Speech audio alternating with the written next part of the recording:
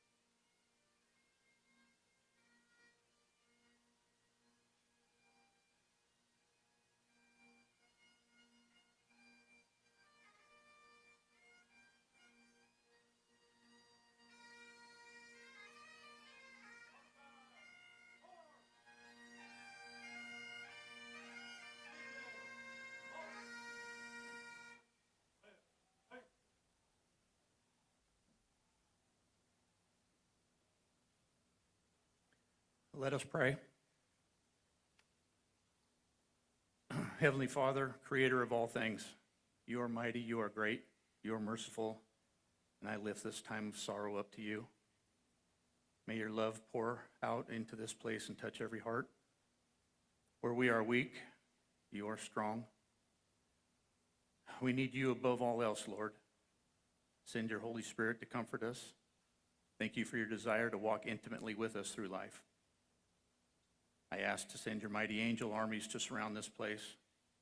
By your glorious name, we bind up every evil spirit that would attempt to have its way and command that they have no effect here today. Thank you for this country, Lord. Thank you for those who serve it and their families, military, law enforcement, fire, medical, and those elected to lead it. Please bless them. Be with those presenting here today. May the words spoken bring you glory, honor, and praise as we remember our brother Doug, whom you have called home into your loving arms. Amen. Please remain standing as Alexandria Jones sings our national anthem, followed by the posting of the colors and exit of our Honor Guard mission.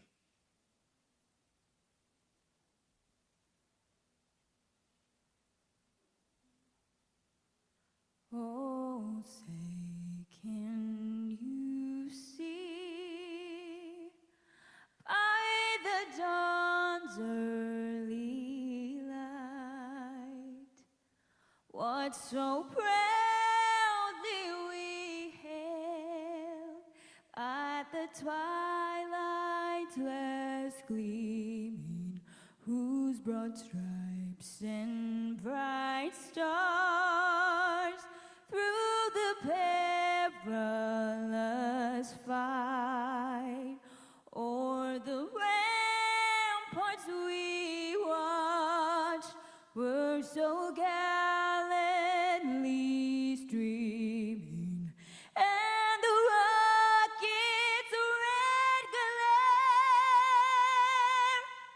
the bombs bursting in air, gave proof through the night that our flag was still there. Oh, say does that star-spangled banner yet wave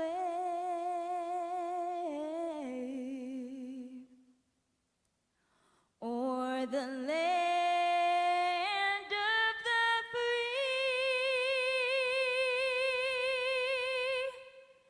and the home of the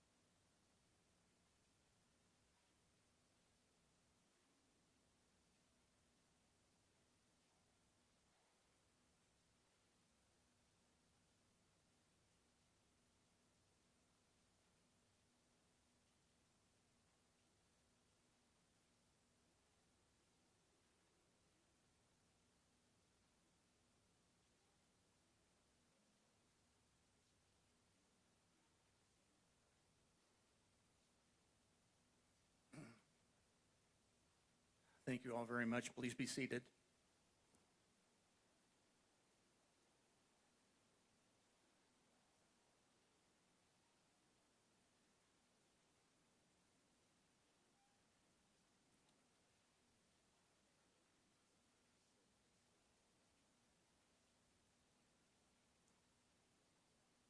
Welcome to our celebration of life, a celebration of an extraordinary American, our dear friend and brother, Doug LaMalfa.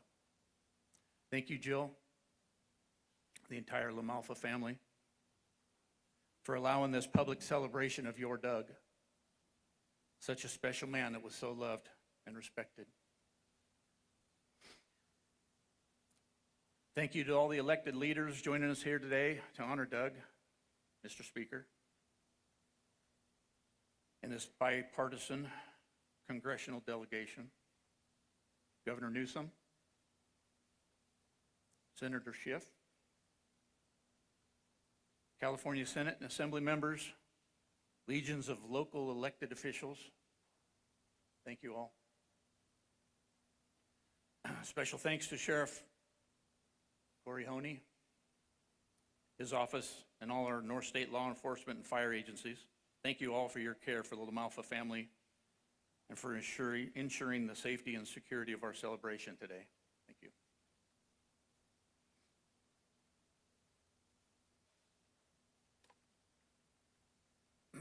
Greetings.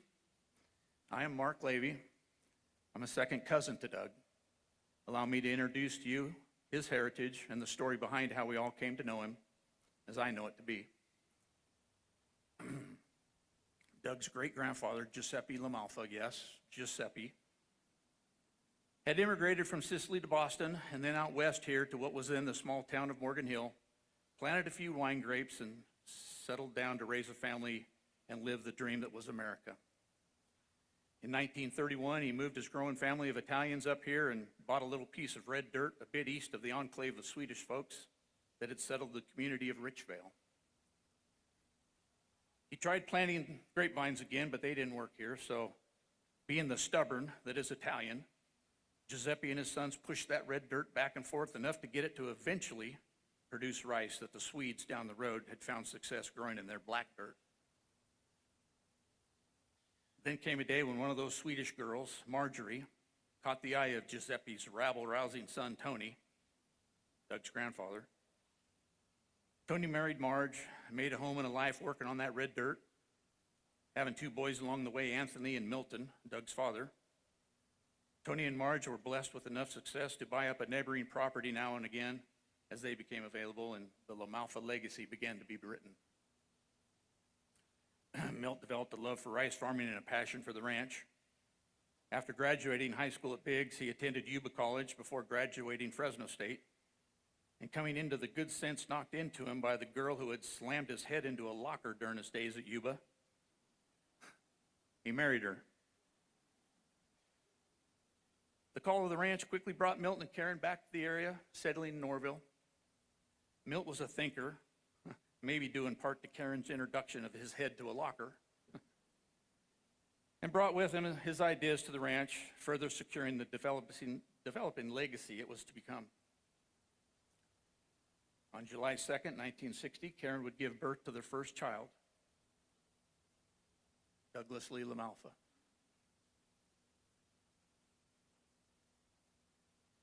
Then his sister Sherry in 1964, and his sister Lisa in 66. While growing up, if Doug wasn't at home or school in Orville, he was at the ranch, developing a passion for it as his father did. It was also there that he developed his affection for cars. There were a few relics on the ranch that he would tinker with. Milt moves his family to the ranch in the mid-'70s, eventually building the beautiful estate home that is there now, and Doug finished up his last 3 years of high school at Biggs with a 1978 graduating class of 43. Doug recalled those years fondly despite the issues challenging America at the time. For those were the years that gave rise to the Gipper. Doug would recall that as he listened to Reagan's message of hope for America and all that was good and decent about it, that it was a shining city on a hill, it was that moment he knew he was a Republican. But his ultimate calling wasn't destined quite yet. After high school, came 2 years at our local Butte College and then on to Cal Poly San Luis Obispo. And after graduating, he too heard the call of the ranch as his dad had. Moved back into the area to answer it. All this while, a tender stone was forming back in the town of Oroville. A bit isolated, her only sibling, a brother, was more than 10 years or older, and both of her parents were only children, so no aunts, uncles, or cousins. But with her generous heart, she wasn't lonely and had many friends. One in particular, a best friend, since they were 8 years old, would soon play a vital role in her future and really, for all of us here today. And it goes like this. These two friends were 6 years younger and a lifetime away from Doug and his rat pack of friends, enjoying themselves being out of college, working, riding dirt bikes, and water skiing at the Lake Almanor, where the family's work ethic had been blessed with enough success to purchase a modern cabin at the time. The two friends would blossom into the world after graduating high school, and it wouldn't be very long before one of them would find herself enamored with one of them Swedish offspring from the town of Richville. This boy, same age and good friend of Doug's, and of course just happened to be a cousin. This young man and sweet younger girl, the friend since 8, would become engaged and almost immediately begin a plot to introduce Doug to this now what had become a rare gemstone. The double date eventually took place, and as Doug, in all his height, stood to greet this precious gem, whose height was divinely proportioned with his, the instant spark of attraction was mutual. This, friends, this very moment is not when just Doug LaMalfa, but soon to all of us, we were blessed with the treasure that is Jill.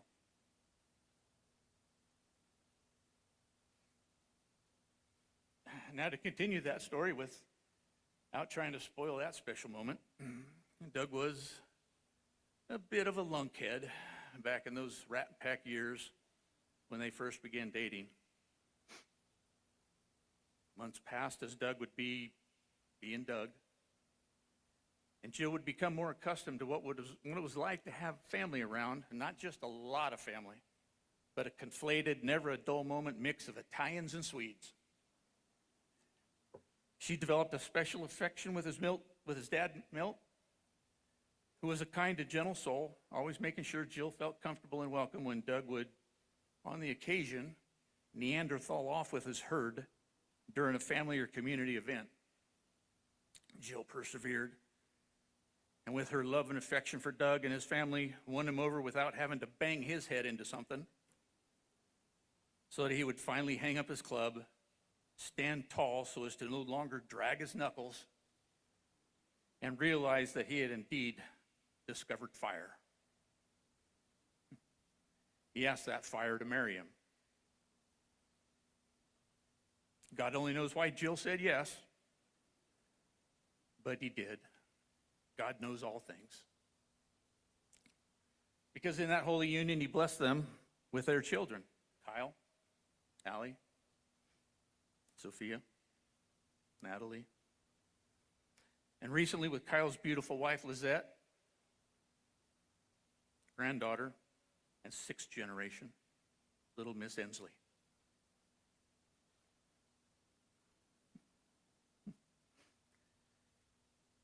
I tried to inject a little bit of levity back there by poking fun of Doug at his expense.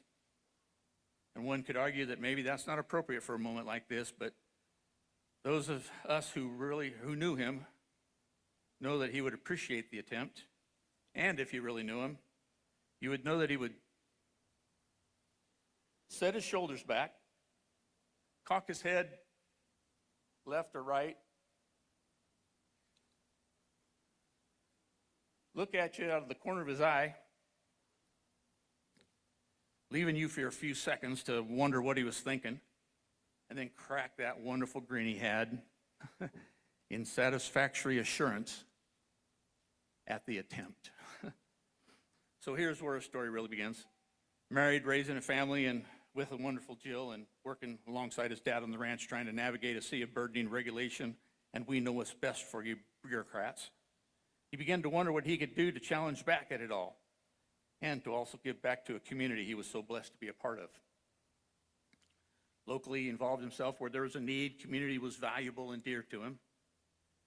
He got appointed to be an alternate member on the Butte County Republican Party Central Committee. An alternate, mind you. Not sure there's a lower rung on the local political ladder, but no one can accuse him of not starting his career from the bottom. He would go on to get elected, and get elected as a regular member of it, serving the many campaigns of others throughout the county and state and federal districts. And man, did he enjoy putting out signs. He was the sign guy. He never lost the passion for it. I doubt most of you had still yet to hear Doug LaMalfa. That would change on a nondescript day in 2001, when a discussion was taking place amongst the who's in the area about who should replace the current state assemblyman being termed out of office. When who should be there but Doug and the same cousin who helped introduce him to Jill back earlier in the story. This cousin, who had also waded into the minefield of local politics, was being prodded to run for this soon-to-be vacant District 2 assembly seat. After many no, not me's, and a final emphatic no, I do not want to run for it, he turned to Doug, said matter-of-factly, "You do it." Jill recalls Doug coming home one day saying out of the blue, "The second district has been redrawn and it looks like a farmer should run for the seat." He paused. "I've been thinking about it." She wasn't sure exactly what this would mean, but knew enough and shared her concerns primarily about how young the kids were. She went out on the front porch to pray about it. It was quiet, no distractions, as she had her head down, asking the Lord for guidance. In her silence, she clearly heard divine appointment. She raised her head up to see if someone was there. The words were so present. No one was there, but she knew the one was. You see, it was Jill who had first heard Doug's calling. And if you can remember, he was not supposed to win that race. He was Doug who? You mean the sign guy? What was becoming a contingent of elected officials in their various locales throughout the district. One of them was rising to the top from the largest city in the district. I'll recall for you one day while my family was stuffing mailers at his makeshift campaign headquarters in the back room of our farming office in Biggs. He came in looking a bit defeated. Wasn't like him. He had just been in a meeting with the ruling plutocracy of our very own rice industry, where he was humbly asking for our very own industry's endorsement. I remember him somberly telling me about the encounter and how they wished him luck and hoped that he would understand, but they, and I quote, had to hitch the wagon of the rice industry to the lead horse in the race. I was stunned. I asked him, "What are you going to do?" He gave me the Doug. Only this time without the characteristic grin, and said, "I'll just have to show him." Then he sat down to help me stuff envelopes. Doug never expected anything to be handed to him ever in his life, and he didn't take anything for granted. He knew he'd have to earn the support he needed to succeed in this endeavor. Many of you were beginning to hear about this Doug who, plain, simple, sincere, one of us, and physically conservative to a fault. If it cost 10 cents and it could be done for 8, that was it, no more. If it took the whole 10, then he'd stretch a bonus 2 cents out of it, get it to be 12. Don't you wish they were all like that? Ought to have a Doug Award in politics for the rare few who exemplify fiscal responsibility like he did. You liked what you saw in him, and God bless you all. You were the reason he went on to win that first race when he wasn't supposed to. Then came many more, and he had indeed met his calling.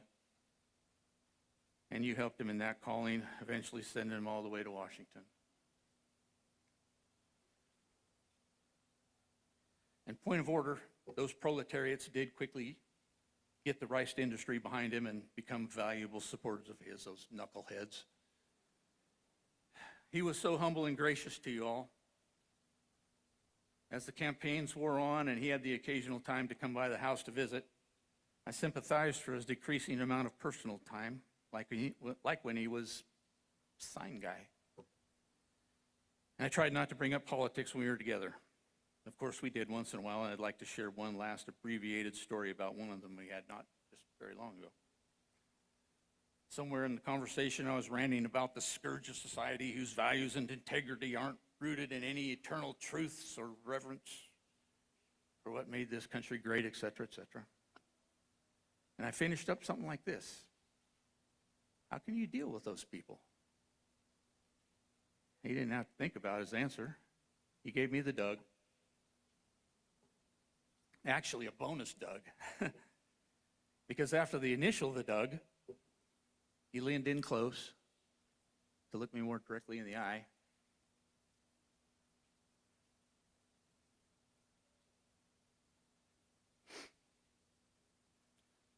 And with a content grin said, "Those aren't the people in this district." We both chuckled at it. Could have said my district. He certainly earned the right to, but I can't recall him ever saying it that way. To him, it was our district. He was tireless in wanting to get to every corner of it, every bump in the road place, every event he could, not just to meet you, but get to know you and listen to what you had to say and to make a friend. I hope you remembered that part of him, making a friend. Although I've shared with you, as I know it, the outside story of Doug, I've been remiss about who he was on the inside that made him want to make everyone he met a friend. He was first and foremost a child of God, and he knew it. He had a passionate, lifelong faith and took to heart Jesus' warrant to love the Lord your God with all your heart and soul, body and strength. This is the great and supreme commandment. And the second is this: you must love your neighbor as you love yourself. You will never find a greater commandment than these. Doug was a good and decent man who tried to make friends with whoever he met. But that isn't what got him into heaven and into the presence of our Lord and Savior. I'm going to share with you the simple truth, simple but crucial truth eternal of salvation, how Doug got there and how you can too.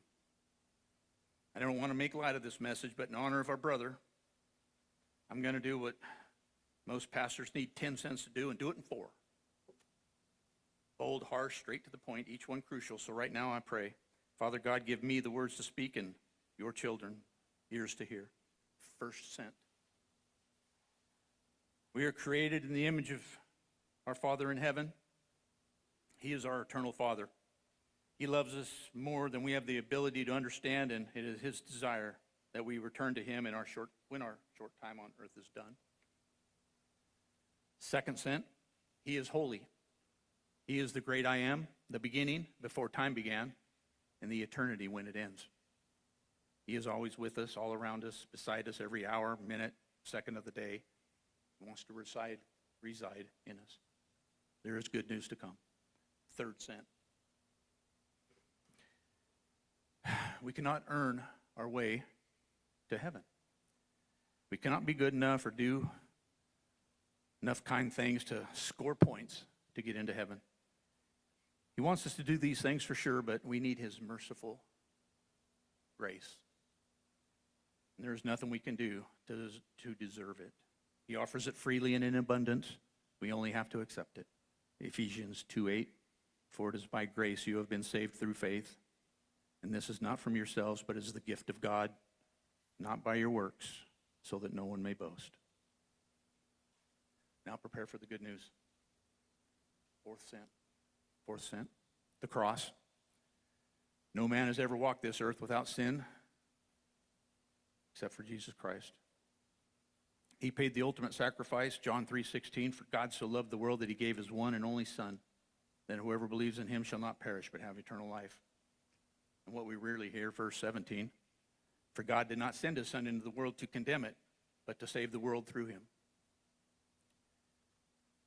He allowed for the blood of his only Son to be shed upon the sins of the world so that we may repent and have them forgiven from us, so that we may be with him again in heaven. Here is the good news. In Matthew 28:6, it proclaims, he is risen. Then in Ephesians 2:6, God raised us up with him in the heavenly realms in Christ Jesus. Friends, we've been raised up as he raised our Savior, Jesus Christ, who is the good news. Jesus bared the heavy burden of clearing the path that leads us back to him, saying in Matthew 11, verse 30, for my yoke is easy to bear, and my burden is light. He requires only one thing from us to return to him in eternity, and I'll claim it a bonus cent in honor of Doug, since I've already used it and saved it to use again. Accept his grace. That's it.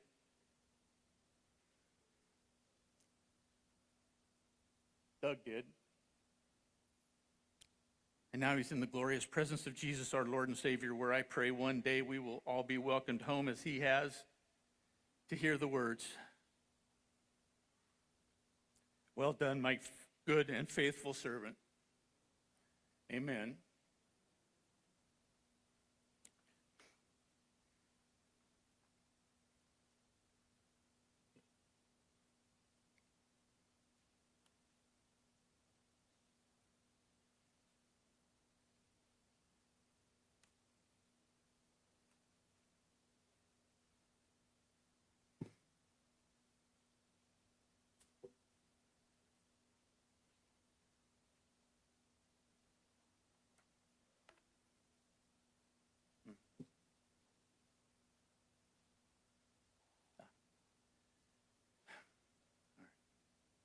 And now with some special remembrances of our dear friend Doug, please welcome Speaker of the United States House of Representatives, the Honorable Mike Johnson.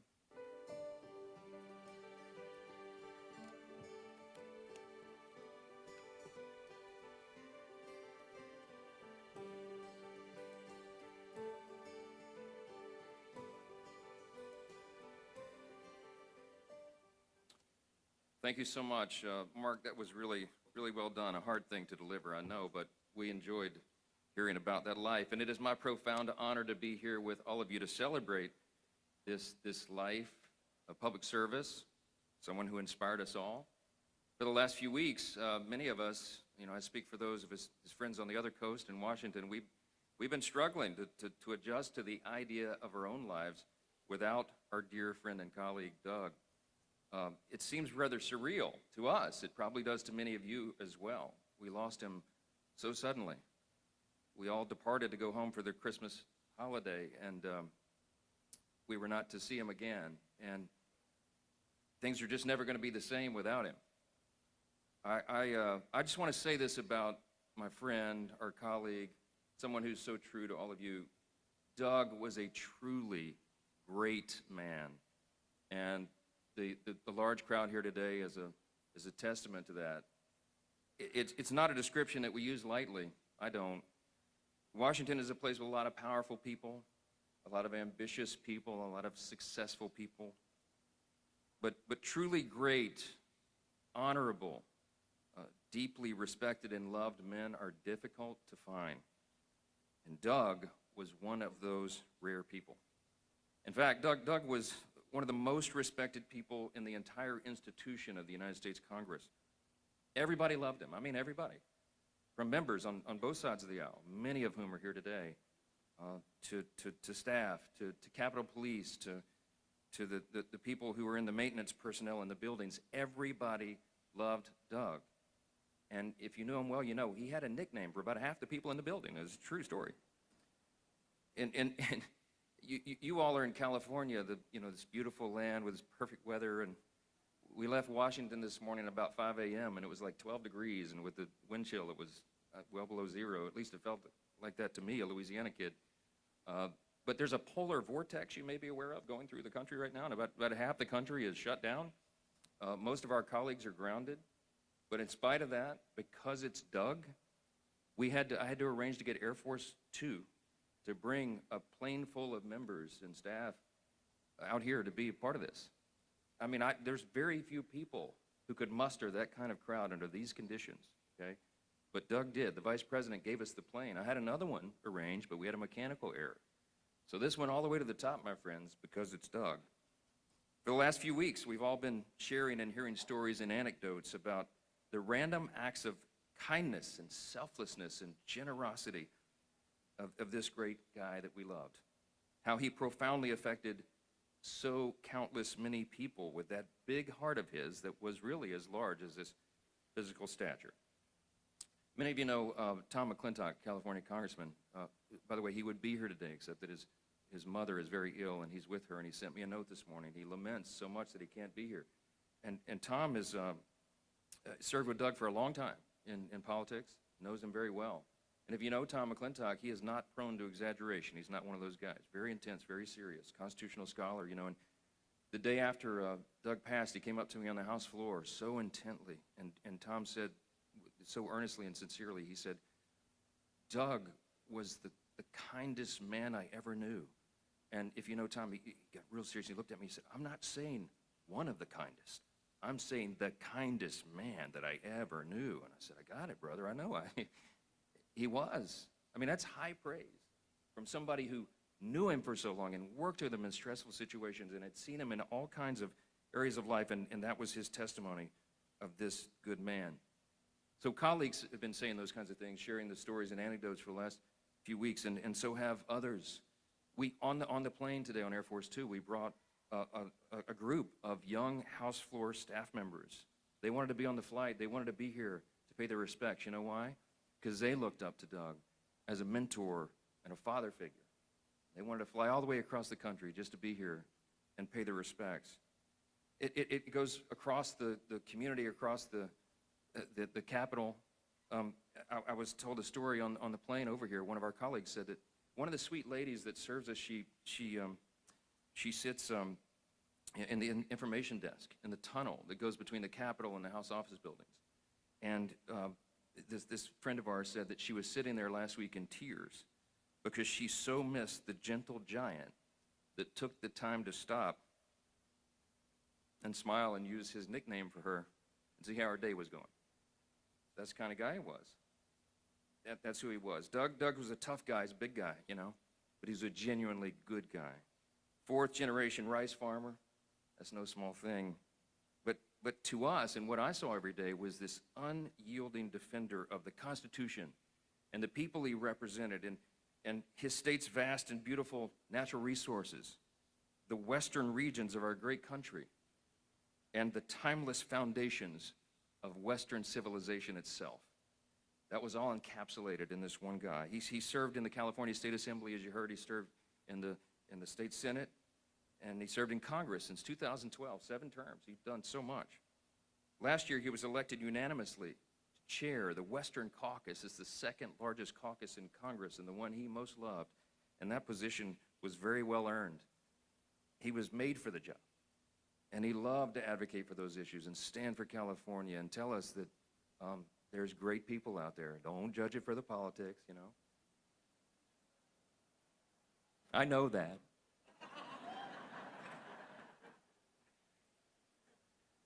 So many of my colleagues looked to Doug for wisdom. They did in a lot of ways, and one of the things that he was obviously an expert in is life on the road, because that's what he did. And, you know, he was 65, and Doug had the kind of energy and enthusiasm for public service that rivaled even some of our youngest and most spirited members. And he needed that. I mean, look, not everybody can deal with the daily demands of life in Congress, let alone a 6-hour commute back and forth between Washington and California. It takes a special person. And somehow Doug managed that grueling schedule with ease and grace. I never once heard him complain. It was just his nature. Now, I did get a lot of those, what'd you say, the Doug? Yeah, I got a lot of those. But it was always in the right spirit. And he represented one of California's largest districts, and Doug never hesitated to drive hundreds of miles, literally, just to meet a handful of constituents, probably some of you here today. He answered every call. He famously showed up at just about everything he was invited to, against the counsel of people who loved and cared for him. Doug, why are you driving, 5 hours to go to this event with 6 people? Because they deserve to be represented. Yeah. Because Doug treated every constituent with the same dignity and respect. Whether they lived in the big city or in the more remote corners of his district, it did not matter to him, and it didn't matter what it took out of him to get there. He was going to serve them. Because Doug wholeheartedly believed that everybody deserved to be represented well. He saw that as his duty before God and to his constituents, and he wanted their voices to be heard, and he lived that out, that level of service out every single day. And it's that spirit of duty and selfless service that made him so admired, literally, from coast to coast in this great country. Doug became a close friend of mine. Just a quick story, and I'll wrap this. We got a lot of people to hear from, but we could all go on all day. I mean, I want you to know how special Doug was to me, and I'm not the only one. Everybody has a story like this, a testimony like this, of what he did for them or how they felt about him. And I got to know him really well a few years back. I was serving before I became speaker. I was the vice chairman of the House Republican Conference, and the obscure job of that obscure title is that my weekly responsibility was basically to try to recruit members to come onto the House floor and fill the time there so that the Democrats wouldn't capture the time. And so that we could use that well, because the whole idea was we were trying to amplify the message of the House Republican caucus and get it out there for the C-SPAN viewers, all 20 of them that were watching late at night. And then I would try to sell my colleagues every week so earnestly. I was serving under Speaker Kevin McCarthy, and he'd go fill the floor time. I'm trying, Kevin, I'm trying. And I would say, come on, guys, it's great. It's everybody on C-SPAN's watching, and you can clip the video and put it on social media, and then people will think a lot of folks saw it. And, it'll help us get the message out. I mean, they basically gave me the same reaction that you did. And so I had to fill an hour every week. And so here's the long story short. Very few people participated in this activity, okay? But you know who signed up first every single week? Doug LaMalfa. You know why? Because he showed up. And there was this one night that just resonates with me, and I'll never forget it. It was one night, literally, I had to fill an hour, okay? Doug is the only person who showed up. And it was a night we had canceled session the next morning, and so everybody just jetted to the airports. I had a few RSVPs, but they backed out, they dropped out. Well, Doug showed up. Now remember, he had to fly all the way back home to California, but he put his name on that paper, and he wasn't going to leave me there by myself. And so Doug and I know. Doug and I stood there and filled an hour, the two of us. And everything he said was deeply meaningful and powerful and resonated. It was great. He was a great orator. And we finished, and we were walking off the floor, and I put my arm around his big shoulder, and I said, brother, I love you, but why? You didn't have to do this. Why did you do that? And he got real serious. He gave me a Doug, And he got really serious and looked at me, and he said, because I believe in you. And I'm not going to make you stand here and do this by yourself. And he said, and I believe in this cause. And I believe in what we're doing here. And I believe in this great country. And I think we ought to take every opportunity available to us to stand on that House floor and tell the American people what we're doing for them. And he said, so I'm going to show up. And he just sauntered off, big hulking figure, and I went, I love that guy. I love that guy. It's that kind of commitment, that kindness, that optimism, that faith, that sense of humor that he was famous for. That's why all of us will miss Doug so dearly. He was in every sense a giant among us in every way. And while we remember Doug as our dear friend and our colleague, we also know that his most treasured titles were husband and father and most recently grandfather. His beloved wife Jill is a gem, and their 4 children supported and accompanied Doug throughout his many years of service. We're so very grateful for you guys for sharing him with all of us all these years. And we're truly blessed to know him, and we will miss him very dearly. Now, I was thinking about what I might say to leave you with. And I don't know why, but this familiar passage just kept coming to my mind and my heart. It's 1 Corinthians 13, and it's often known as the love chapter. The Apostle Paul writes and defines what love is. And I opened it up and read it this morning. I mean, most of us know it by heart, but I read through it slowly, and it struck me how accurately those passages describe my fallen friend. And I think you'll agree with me. I just want to read you just a couple of those verses and think about Big Doug and his smiling face when I give you this description. Love is patient. Love is kind. It does not envy. It does not boast. It is not proud. It does not dishonor others. It is not self-seeking. It is not easily angered. Keeps no record of wrongs. Love does not delight in evil, but rejoices with the truth. It always protects. It always trusts. It always hopes. It always perseveres. Love never fails. And now these three remain: faith, hope, and love. And the greatest of these is love. We could have inserted his name instead of love in each one of those descriptions. What an example. What a legacy of service and character he leaves for all of us. God bless you, Jill, and the family. His was a life well lived, and we know exactly where he is right now. Thank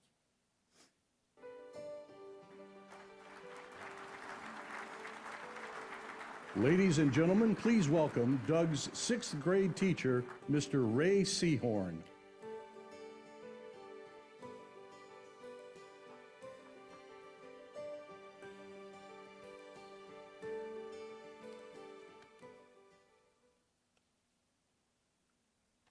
Mr. Speaker, we loved and knew the same man.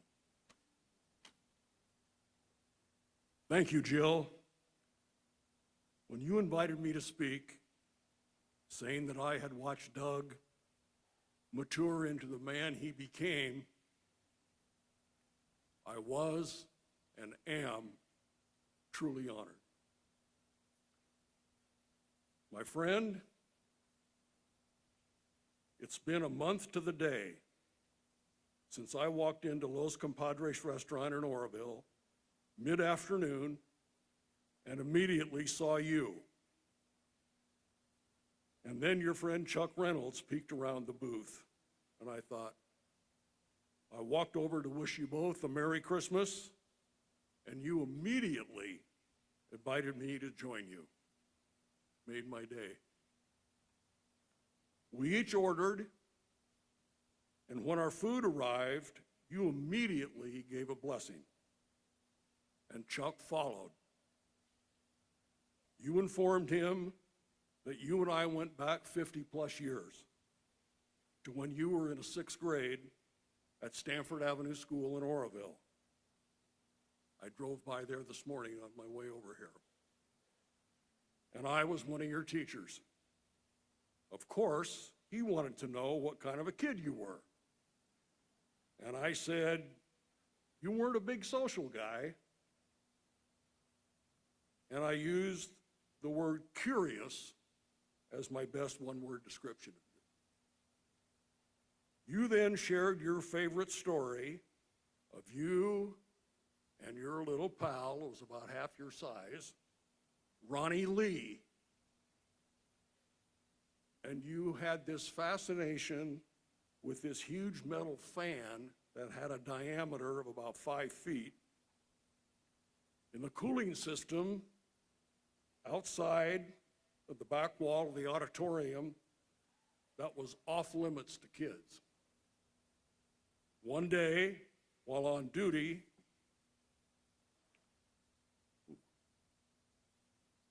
I heard noises coming from that fan, in that area, and I looked down there, and here were you and Ronnie Lee throwing rocks into that fan. It sounded like a machine gun. Flashing your big smile, I think your curiosity was satisfied. I'd heard you share this story before, so I knew it was one of your favorites.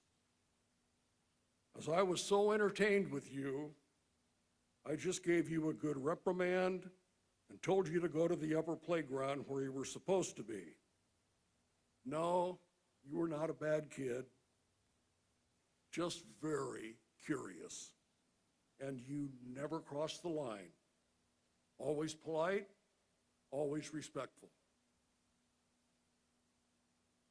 As you may recall, I was not your only teacher in the 6th grade. I came into your room to teach math. As it was individualized and I didn't do group lessons, I was fortunate enough to interact with you almost every day, one-on-one, in the classroom as well as on the playground. In 1992, when I was principal at Oakdale Heights School, I met a student teacher there for the semester, and I was introduced to her. This is Jill, her master teacher said. And then she told me her last name. And I said, "Are you related to Doug?" She said, "Yes." And I thought, wow, Doug did very well for himself. And observing her for a full semester told me a great deal about who you'd become. And I'd not seen you in 20 years. Had anyone ever asked me if I thought you would have served as a California State Assemblyman and Senator, United States Congressman, never lost an election in 24 years, and become the man you were, I'd have had to say no. I'm thrilled you proved me wrong. When I think of all the kids I came across and in contact with during my 36 years in education, I think of stars in the sky, all different, each twinkling in its own way. And sadly, some were very dim. Yours beams brilliantly. You never forgot who you were or where you came from. As your signs read, he's one of us. You were always just Doug. Open, honest, ethical, humble, fun, and caring. The ER headline on January 7th described you perfectly: a down-to-earth public servant. I gotta tell you, Doug, I love telling people I was your 6th grade teacher. Until we meet again, my friend.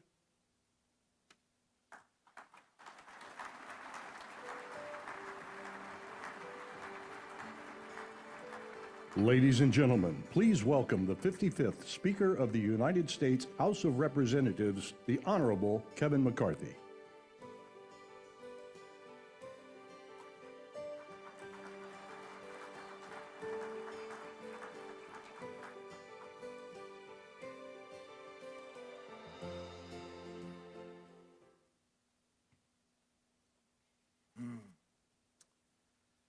Douglas Lee LaMalfa. I'm going to tell you how I knew him. I knew him as a husband, as a father, as a grandfather, as a farmer, as a car enthusiast, as a fast car enthusiast, as a California State Assemblyman, as a California State Senator, as a U.S. House of Representative, but mainly, I knew him as my friend. Now, I will tell you this about my friend. He was the same in his last day of Congress as he was in the very first day he was sworn into the State House of California, the day I met him. It did not change. To Jill, to Kyle, to Allie, Sophia and Natalie, I'm so sorry for your loss. Thank you for sharing. I know the sacrifice you made. He was more than a friend, you see. I heard about Doug before I got to the State House. We ran at the same time. I remember going to see one of my farmers and asking for money. He said he couldn't give me a donation because he'd just given it to Doug.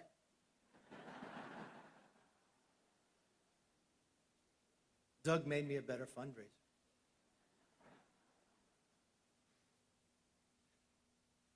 And then, when I got to Sacramento, Republicans had a pretty good year then. We had a good, big freshman class. And I rented this little apartment with this other member, George Plesha. Next thing I know, Doug's like living on my couch, he and Rick Keene. So I decided I better get a bigger place. So we became roommates. We rented a 4-bedroom house. And you learn a lot when you serve and live with someone. And I will tell you, I'm going to say a lot of great things about Doug, but I'm going to tell you a little other thing. He wasn't the tidiest of guys. True story. This was Thursday when we just had votes and we were going to go home, and I had to run by the house, and I opened the door. We had been robbed. And you got to understand, it's 4 guys, so we have a pool table in one room and a poker table in another one. And they had stolen the cutout of Angela Jolie. She was at the front door. They didn't get her all the way out. And I knew everybody was leaving Sacramento, so I run up to my bedroom. Guy ransacked. He stole the suits. Everything was thrown down. He took my new TV. So I call each member one by one. I don't know what he took. So each member, I go to George and I go to his room. I say, oh, looks like they stole this and this. Then I call Rick and I go by and I go, sorry, Rick, it looks like he stole this. So I call Doug. Doug had the room right up the stairs, double door. I open it up. It was ransacked, but I said, Doug, it looks exactly the same.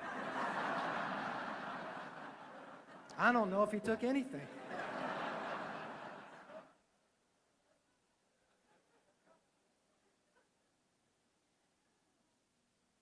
If you knew Doug, I know you did.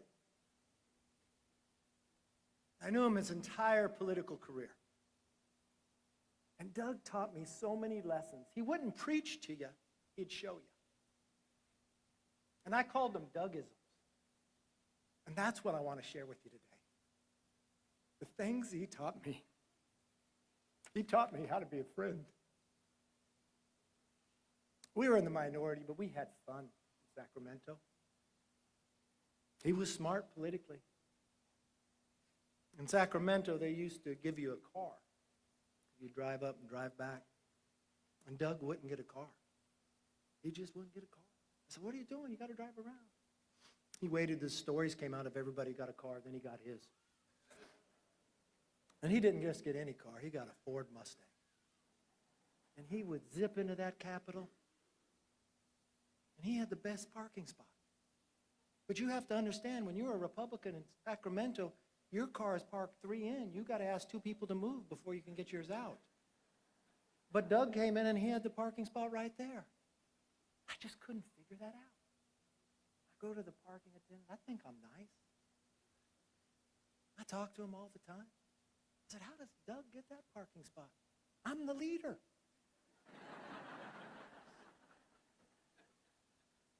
So old Mr. LaMalfa, he brings us all those peaches in the pickup truck every year.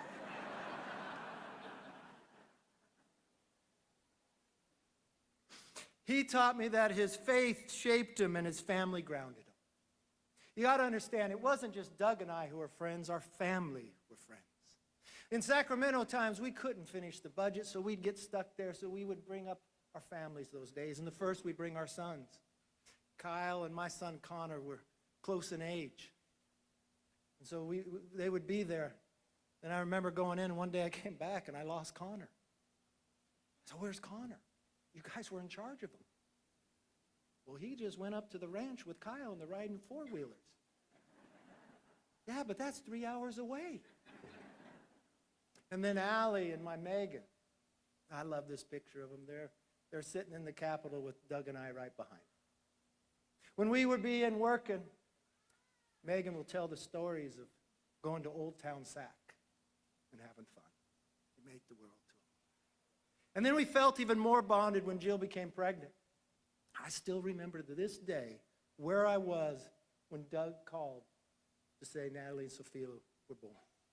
We were at Disneyland for my daughter's birthday, and they were born on her same day. So we felt akin. And then when he came to Washington, he continued to teach me more. You see, he taught me everyone matters. It doesn't matter who you are, you matter. And he exemplified that. You know, in Washington, we put food in the back to try to get you to come. Because members aren't wealthy. Kind of live away, and they're just trying to get the food.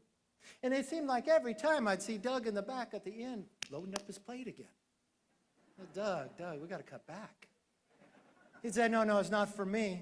He was going to the cloakroom to feed the staff, because they were staying late too. And he knew them all by name, and they had the nicknames. They called him Chief. But when I said everyone matters, the reputation he had, if there was two people meeting, Doug was there. That's how we knew he would win. And he would take the opportunity to work with the other side. It's a testament to who's here. Because I'll promise you, I don't think some of them are coming to my funeral.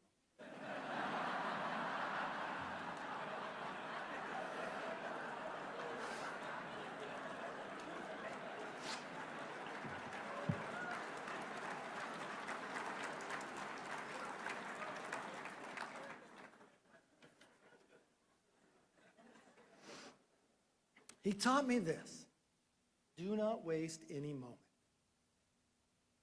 And he taught me it by example. I remember we had to fly out here for that horrendous fire in Paradise. So we're in Air Force One with President Trump and Ken Calvert and myself and Doug. Doug takes the moment to brief the president the entire time we get here. We land. Who greets us was Governor Brown and Governor-elect Newsom. Doug didn't sit back. Doug explained to them what has to change. But he does it in a manner that people respect. I remember when I was speaker when the first State of the Union, Joe Biden gave this State of the Union, and when it was over, he didn't want to leave. He wanted to greet everybody. And you got to understand, the Republicans all leave. And it was the Democrats sitting there, and like others, they want to take pictures. And I look over and I see Doug come up in the row. I'm trying to get his eye. Why are you waiting? You know, I have to. You don't. You know. You can leave, right? And I've seen people take pictures. Oh, well, please don't take a picture or a selfie like that. He didn't. You know why he stayed? Because of you.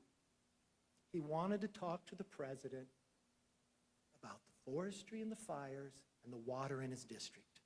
He never once pulled his phone out. You know what Joe Biden did? He admired that. It made a difference. And he would sacrifice his own reputation because of you. He was always there for you. You know, Mayor of LA, Karen Bass, she served in the state assembly. She served in Congress with us. And when Doug died, she called. We were reminiscing about the stories about Doug.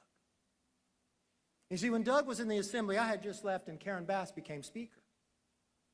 Never waste a moment.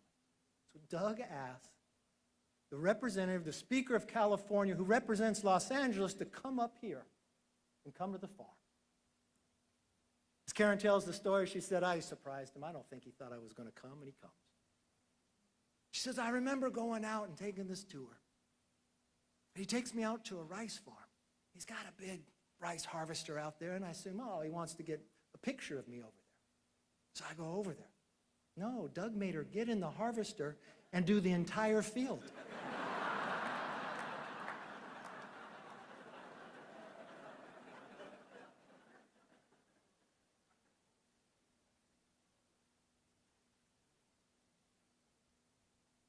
He taught me in this job, you work.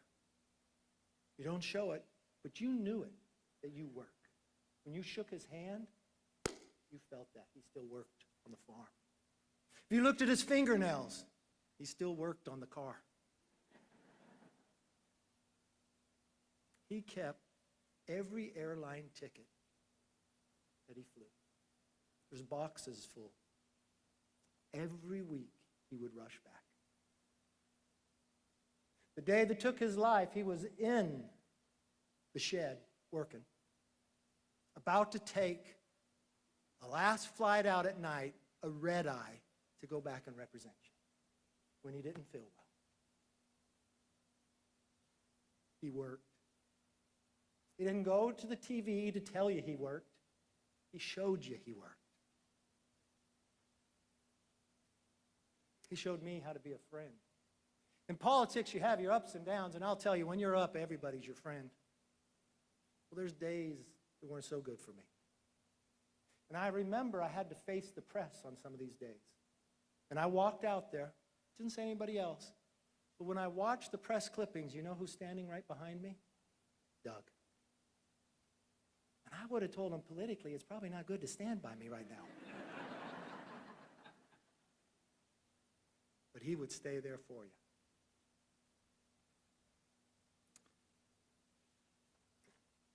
The other Dougism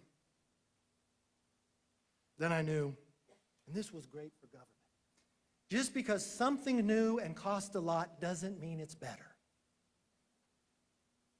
I don't think he got an iPhone till the last week of his life. He had this flip phone. And remember, I've known him for the last 25 years. A lot of technology has changed. I tried to get him in the last years to move up, to a BlackBerry. But he had these flip phones, and he'd come to lunch, and you couldn't buy them anymore. But you know what? You go on eBay, you can. And when they would break, well, you don't want to spend a lot of money on that, Kevin. You put a rubber band around it. That's what he would do when he represented you on committee. Why do you have to spend more? In teaching to be a friend, when we were in the Capitol and we had a bad day, or maybe we would vote late at night, like midnight, we'd go to this little, it's like a Denny's, I think it was called Sambo's, just there in Sacramento. And we didn't drink, but we drank a lot of milkshakes. And that's what we would do, and we would talk while we had these shakes. When I was leaving, going to Congress, he wanted to give me something. And this man is conservative through and through. He gave me a gift card for milkshakes at Sambo's. Well, let me get you straight. He didn't buy any. He hand wrote it out. It was like an IOU.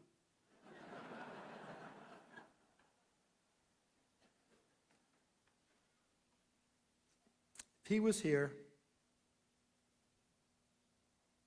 I don't know if he'd probably know all of you by name. He wouldn't want the attention. But he'd hope you learn from him. He hopes you care for his family.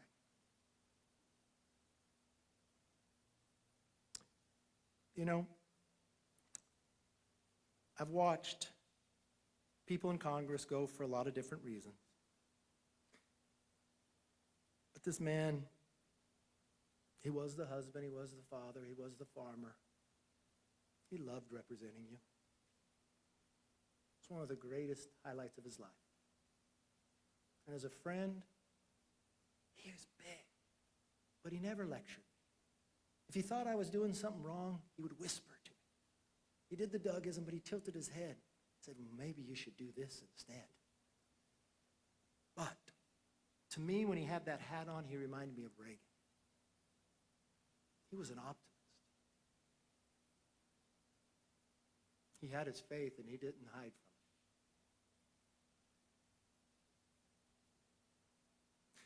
from In Galatians 6:9 says, "Let us not grow weary of doing good." As the days progress, the life gets busy, and it gets tough. Think of Doug. And he would have told you, no matter how bad it gets, do good. I'm going to miss my friend, but I know he'll live on. God bless.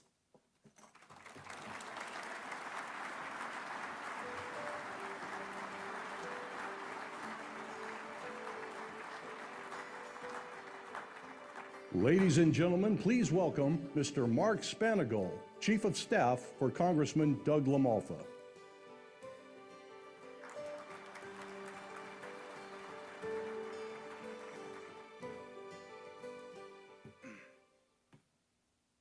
Those bright lights actually help.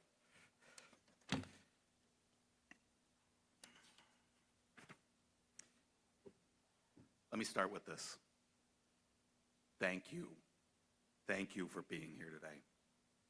Thank you for honoring my friend, a mentor, and a genuinely good man, Doug LaMalfa. I've been Doug's chief in Congress and the state Senate for the last 15 years.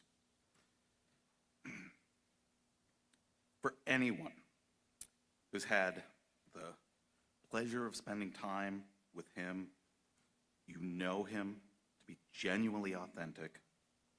He's the same man in Happy Camp as he is in Washington, D.C. He's got a quick wit, a great dry sense of humor, and a wonderful one-liner. Movie quotes, especially The Godfather and Austin Powers, were regularly sprinkled into conversation. He'd work them into anything. His favorite project to criticize, high-cost rail. Besides bringing back the term boondoggle, he would regularly make fun of the price tag, and in true Dr. Evil fashion, $100 billion. Look, his imitation's better than mine, but Doug was famous for his humor, from the state assembly to the state senate. You've all kind of got the nickname thing at this point. Mine changes with the season. Campaign season, I'm Machiavelli, but during the rest of the year, it's just plain Markey. Tell one of the quick stories here. One of his Democratic colleagues, a good friend from Hawaii, Congressman Takuda, Congresswoman Takuda, who he bonded with over resilience and recovery issues from fires. She was Barracuda. He brought her to see paradise 5 years after. Learning about what long-term recovery looks like and what happens when you're no longer the new disaster and how FEMA treats you. She returned the favor. We got to join her with her constituents in Hawaii to meet with the state officials, to meet with her local officials, to talk through what that process is, how to get through it, and what you need to persevere and rebuild.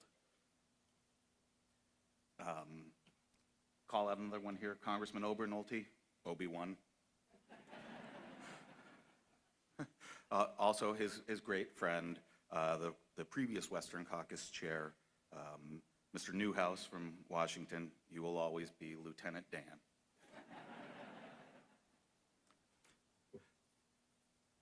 For Doug, these names were about making a connection across the country, cross-party, all done intimately, quietly, no fanfare, no, I'm going to the press with this.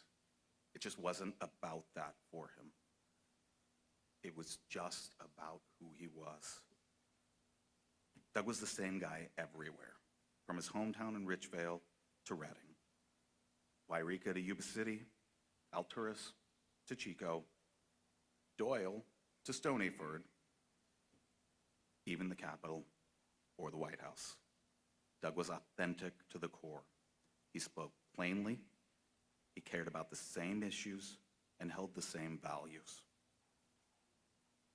What he wanted most for the North State was freedom from an uncaring government too focused on urban whims. He fought for rural rights, cut some trees to boost the economy and maybe prevent some fires, store some water, help us not flood, actually have some water in a drought, passion about sites and raising Shasta. These weren't campaign slogans, they were his life work. That's why he was unanimously elected chairman of the Western Caucus. He stood for a rural America that feels unseen and unheard. Battling policies, dam removal, wolf reintroduction, and what's left to clean up the mess locally. He saw his role clearly. Represent the people to the government and not the other way around. That's why he was a road warrior, loved it. He'd make sure to reach the smallest town. You already heard, I'm their congressman too. We'd fly back. I went back and forth with him nearly every week. Fly back Friday night. Land in Sacramento about 9:30. Maybe he gets home 11:30. We'd be headed out the next morning. Dinners, parades, pancake breakfasts, community meetings, anywhere there were people. I'd pick them up while it was still dark. We'd log 400 or 500 miles, 6 stops, maybe more. Get home after 1, sometimes 2. He's the only congressman I have ever seen stay till the bitter end of many, many events, then stay to stack chairs afterwards. In office, Doug never sat at his desk. He basically did not use his own office except for meetings. He was with the staff in the staff office. He was hanging with the crew. Now, some of it was schooling them on movies and the best music from the 60s to the 90s. We kind of stopped at the 90s on that. But he'd be endlessly going over policy details or what we could do to help someone, a single individual person that had a problem with government. And whatever we could do, whatever we could call, no matter who it was, find a way to fix it. He never took no for an answer, especially from bureaucracy.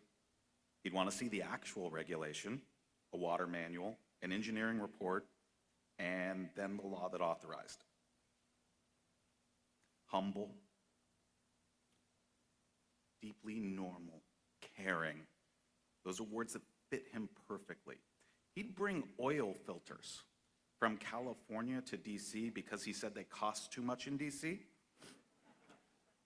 Then he'd spend late nights, or anytime the flight got canceled for weather or anything else, he'd spend that time changing the oil and working on the car in the garage of the Cannon building. Now, somehow, of course, he made friends with all the security guys and the folks that worked there, so they made some arrangement on tools that I was never quite clear on. But needless to say, it got done, and there was definitely oil and some other things under the fingernails at the end of that. Those of you who are personal Facebook friends with Doug may have seen some of his infamous Spam and Kraft mac and cheese dinners. Might have been posted with a groovy 70s rock soundtrack. He was not afraid to share all of that, the unvarnished part. And I think part of that is nothing was going to change him, not Sacramento, not Washington, D.C. He is who he was. He banned everything D.C. speak. There was no tranche, stakeholder, rubric, new normal, mitigate. His rule, everything had to sound so that some guy fixing his car in Siskiyou County who barely heard him on the radio would know what he was saying. immediately without question. Everything had to be plain speech. We have an entire list in the office of words. It's a giant whiteboard. All the words you're not allowed to use. For Doug, it was never about the next election. It was about doing right by his people and recognizing that nothing gets done alone. Even after redistricting, he kept helping everyone, regardless if he technically represented them or not. Flood issues in northern Yolo County. We lost Yolo County in 2008. Still working on it. Placer County redistricted out in 2021. We're still working on water issues and forestry issues for him. He would ask me if I could find a way that we could formally adopt the counties just to keep them. He did not want to abandon his people. Just before his passing, we were gearing up for the electoral fight of his political life to make sure rural voices didn't get drowned out by urban masses. He was immensely proud that every county in his district and every county or partial county that he had ever represented, including northern Yolo and western Nevada County, and if you know him, you know why this is important, every single one of them voted against Prop 50. He felt that it was to keep him around. He was itching to play the spoiler for Sacramento's plans. Doug, we lost you too soon and too suddenly. You fought every day for the people of the North State. No one can question your drive, your sincerity, or your impact.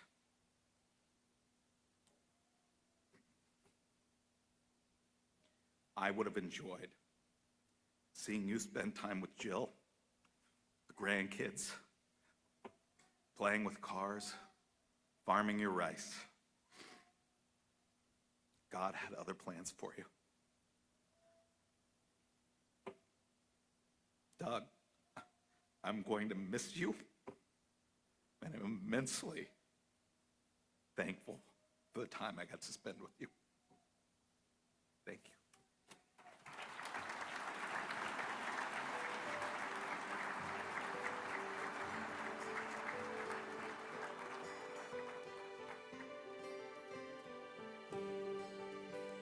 Ladies and gentlemen, please welcome from the town of Paradise, the Honorable Mayor, Steve Crowder.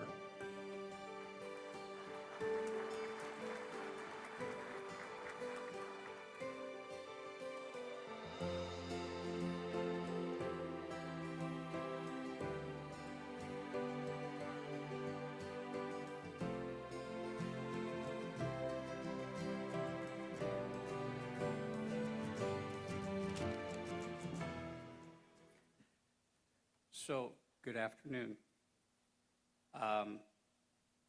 Before I start here, I've got to say that Doug was one of my biggest mentors in public speaking, and I know we have time restraints, but if I run over, you'll understand why. So, Jill, I got to tell you, when you called me last week and asked me to speak, probably one of the greatest honors of my life to be able to stand here and honor my friend, Doug.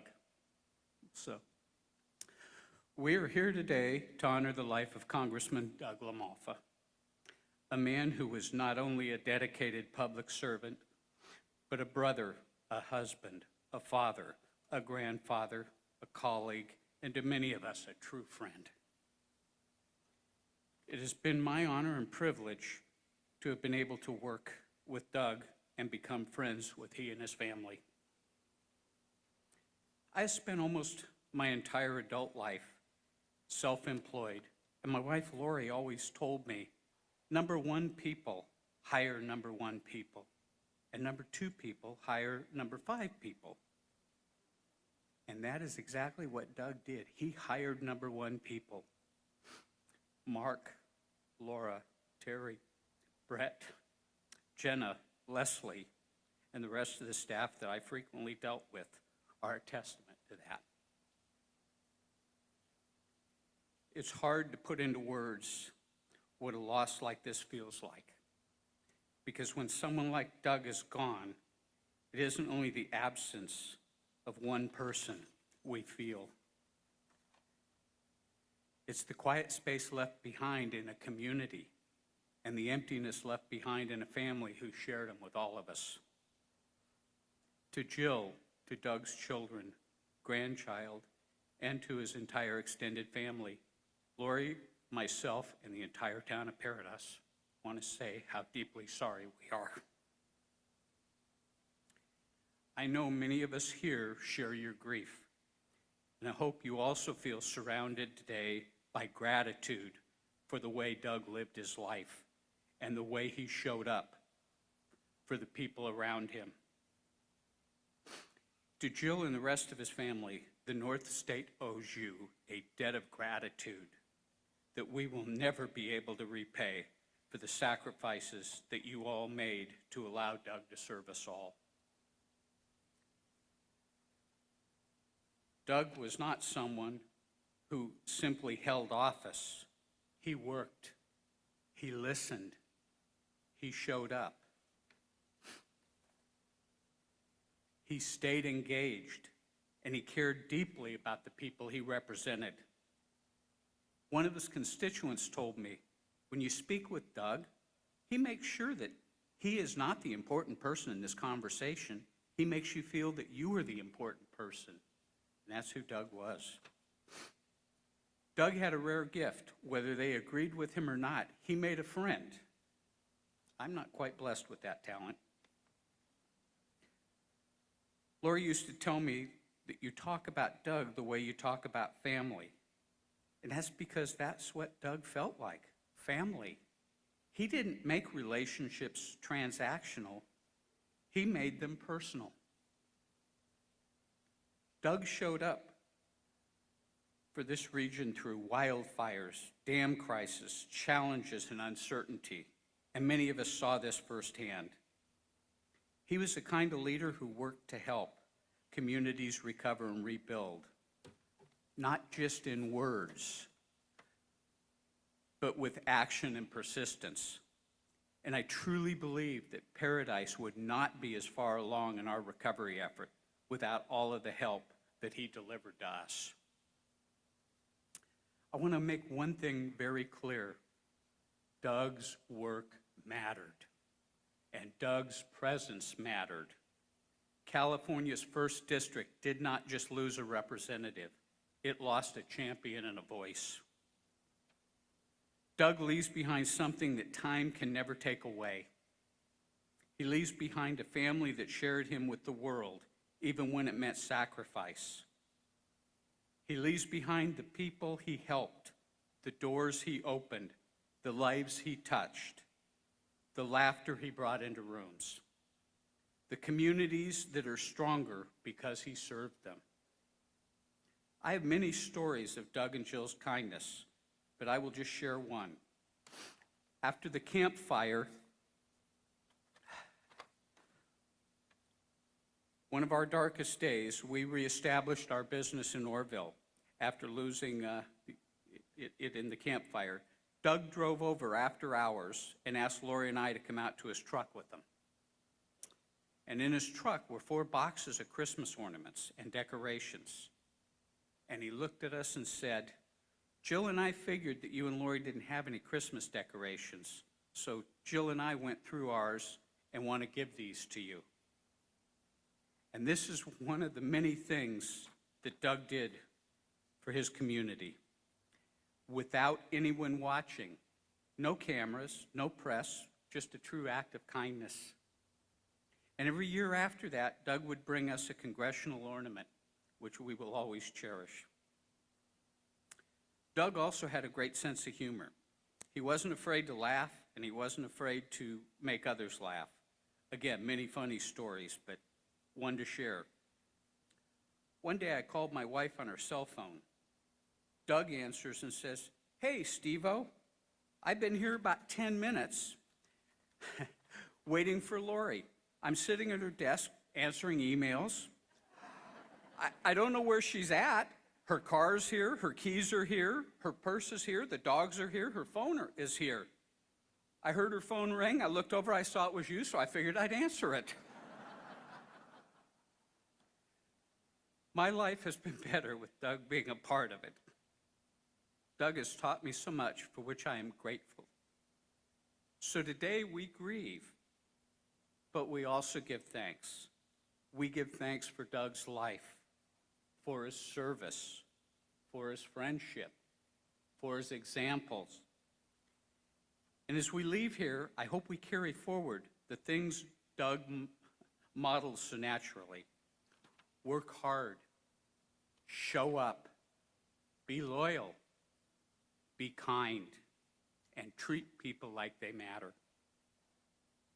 Doug, rest easy, my friend, until we meet again. You were loved, you were missed, and you will never be forgotten. God bless.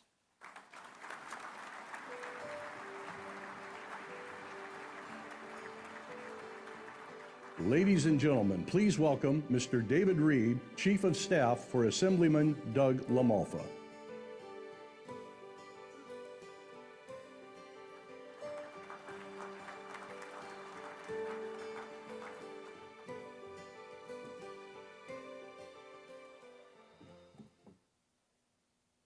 Thank you all so very much for honoring Doug with your presence today. Boy, I have appreciated all of those memories, so many. I can recall walking into that Richvale farm office back in 1992, fresh out of Sacramento, wearing a suit of all things during spring work.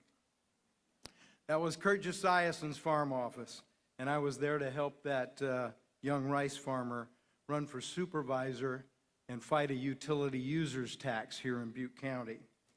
And sitting right next to him was his loyal cousin, Doug LaMalfa. NASCAR t-shirt, trucker hat, and all about business.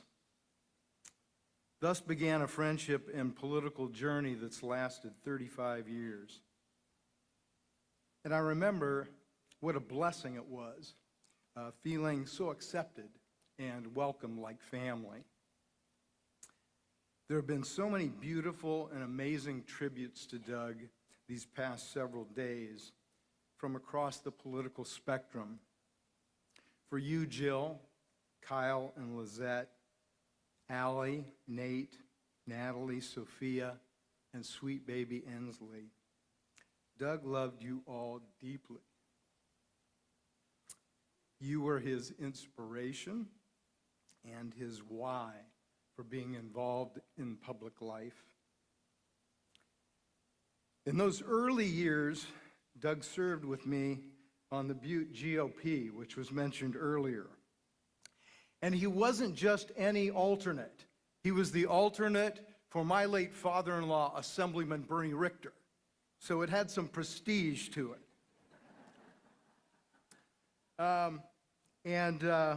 Kurt and Doug and I at the time were pejoratively known as the Richter Boys. And that was a title we all wore very proudly here in local politics. And what I do now all over the world working with conservative political parties, I tell Doug's story about the young rice farmer whom I'd always known as a quiet man. As Mark shared, Doug was the guy in the red Ford Lightning pickup truck, putting up all the signs and dutifully taking them down the day after the election. So when he came to me in late 2001 and shared that those new district lines had been drawn 100 feet outside his bedroom window, and that 90% of the rice ground in California was in this new district, and that a rice farmer should represent it, it never crossed my mind that he thought it might be him. But I never seen that part of Doug, his desire to be in the front of the room, let alone put his name on an election ballot. But you know, that was just weeks after 9/11. And Doug was affected deeply, as were we all. And he was inspired to press beyond that quiet nature and to lead. He and Jill had made this a matter of prayer and commitment.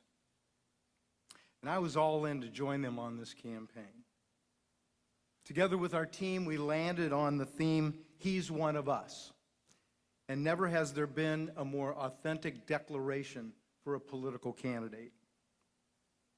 In 2002, shortly after Doug announced his candidacy, he went to see a family friend, Jim Nielsen.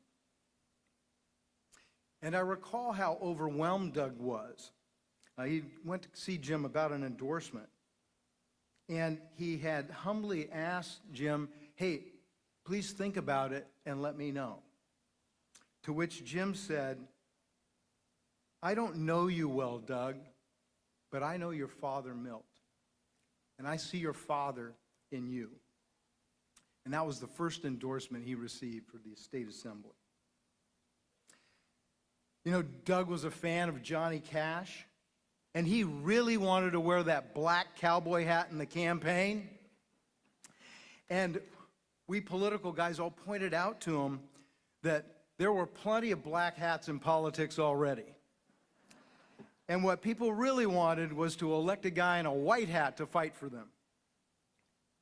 The world needs more white hats and leaders like Doug who understand the difference. Of course, the thing Doug disliked most about politics was asking other people for money.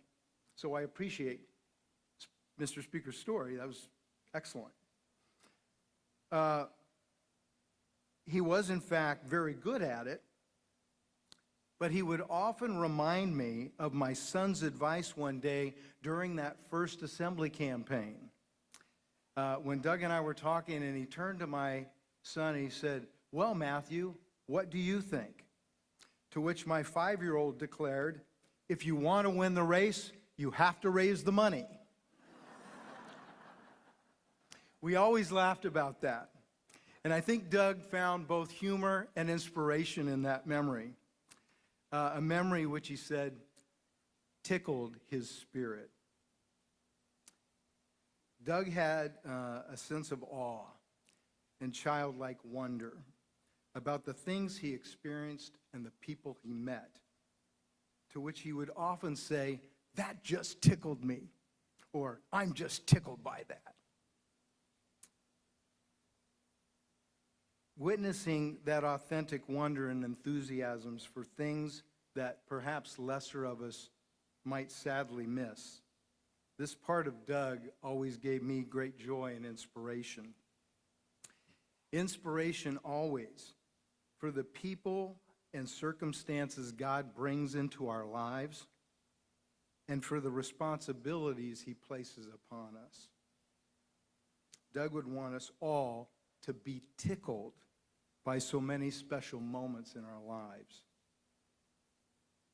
And Doug was always so kind to Suzanne and to me, and interested in our children. He would always encourage our daughter Reagan, a violinist, to learn to play When the Devil Went Down to Georgia. On her fiddle, as he would call it. And when our 6-year-old son, quite mature then, Matthew had a dream to build a golf course, Doug convened a business meeting in his office where Matthew, dressed in suit and tie, could pitch our team on his grandiose plans. How precious those memories are today. Doug took me to get my first pair of cowboy boots, which I wear today, at Diamond W in Chico, to meet his friend David Halimi. And I always got on him to trim that big old Grizzly Adams beard. Doug was one of my closest friends.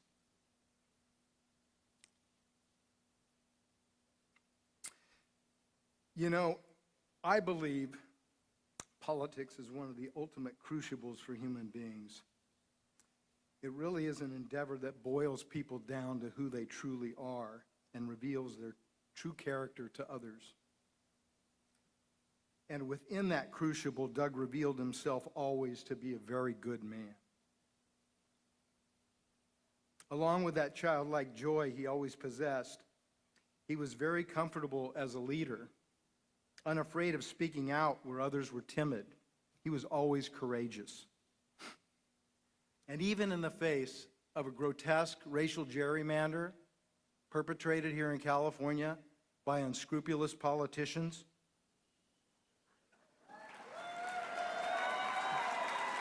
Doug LaMalfa was undaunted. And even on that last evening I was able to spend with Doug in Washington, December 3rd, he was ready.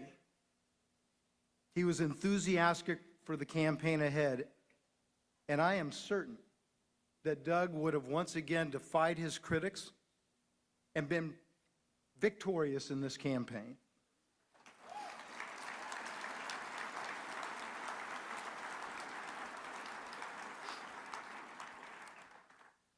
You know, it's said that people may not remember what you said, but they'll always remember how you made them feel.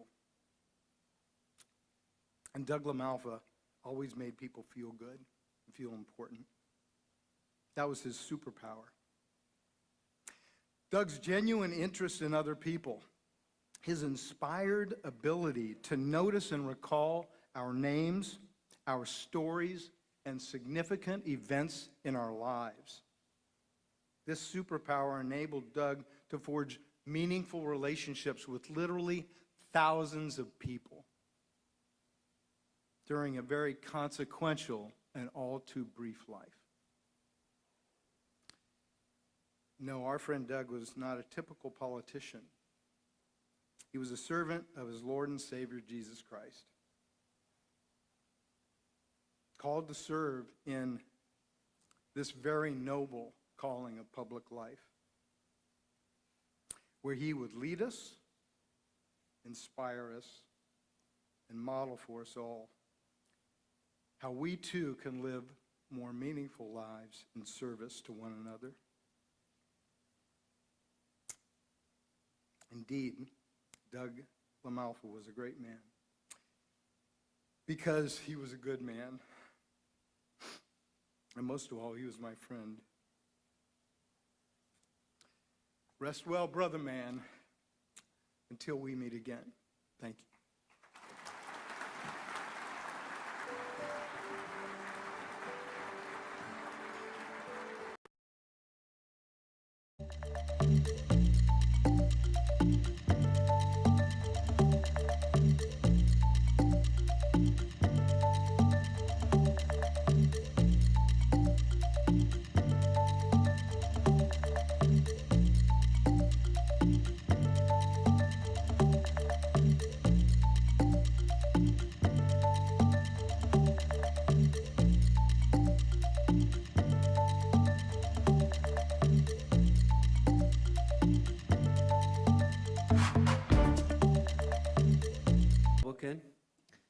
Walk precincts, experience convention politics. The truth is, I knew very little, and I knew nothing about real public service until I met a man named Doug LaMalfa. The first time I met Doug, I was just ending college, and I was invited to come help at an event back home for this guy that was running for assembly. If I remember right, it was an ice cream social in Yuba City, and it was called 2 Scoops of the Buttes.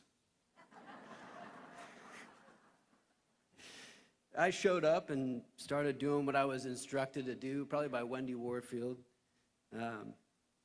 scooping ice cream. And I think at the time you thought of politicians as these guys that were always in like khakis and a blue sport coat. It was kind of the uniform. But I'm standing here, and in walks the candidate, Doug LaMalfa, wearing a t-shirt and jeans and some kind of denim jacket, with Jill and the kids in tow.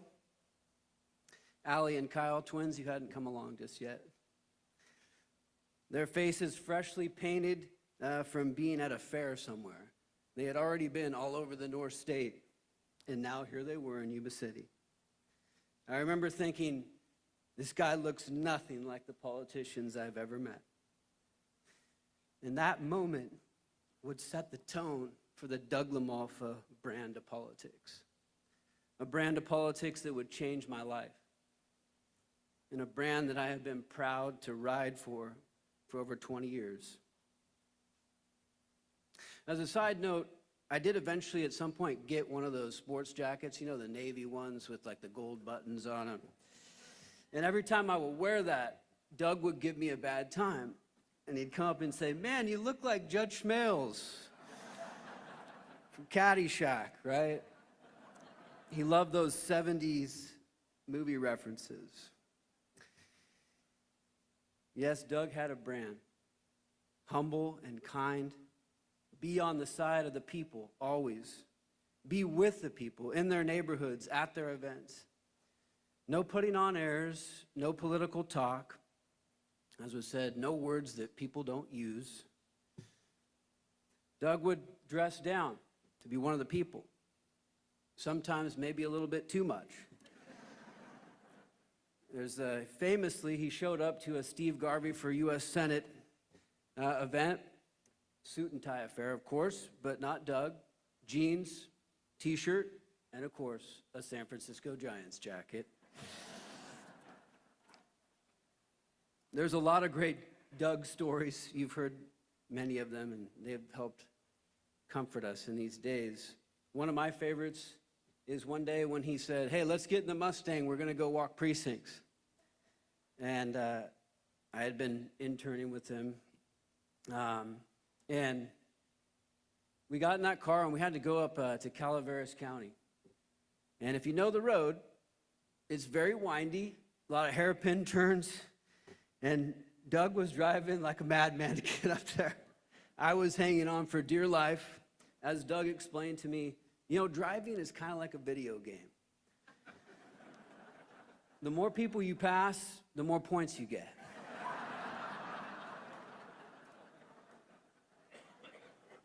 It probably explains how he was able to get all across that district, right?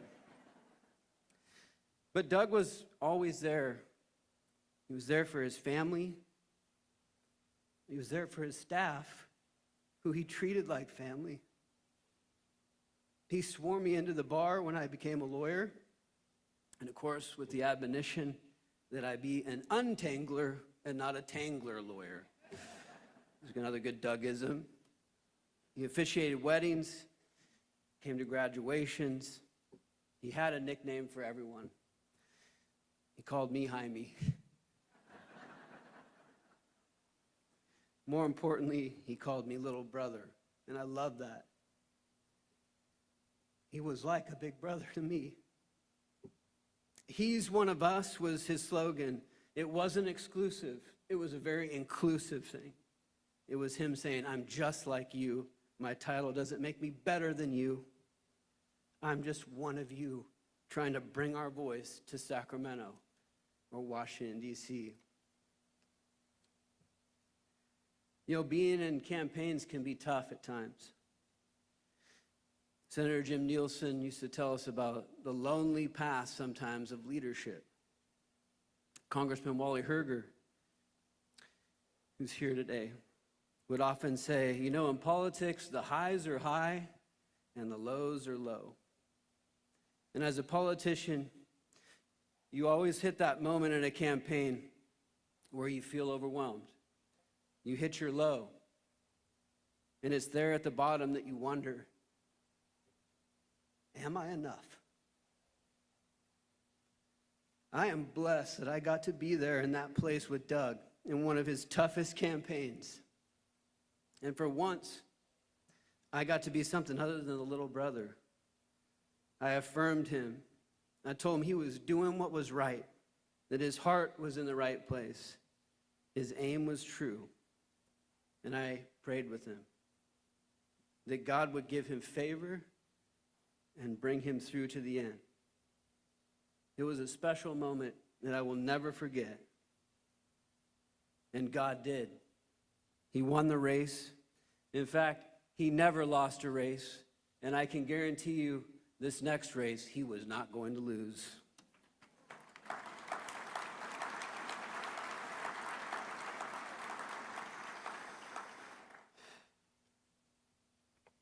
Many are politicians in this room.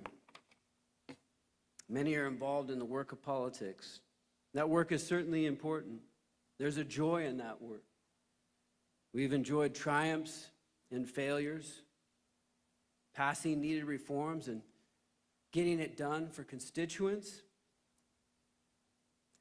We've also been through the really bad times, fires and floods. We've been through them both.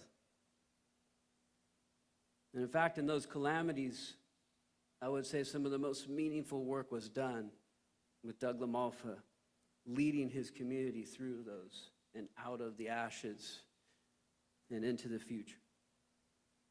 He took great pride in that. We go through a lot, ups and downs. People have been elected that we loved and that we worked hard to support, and people have been elected that not so much.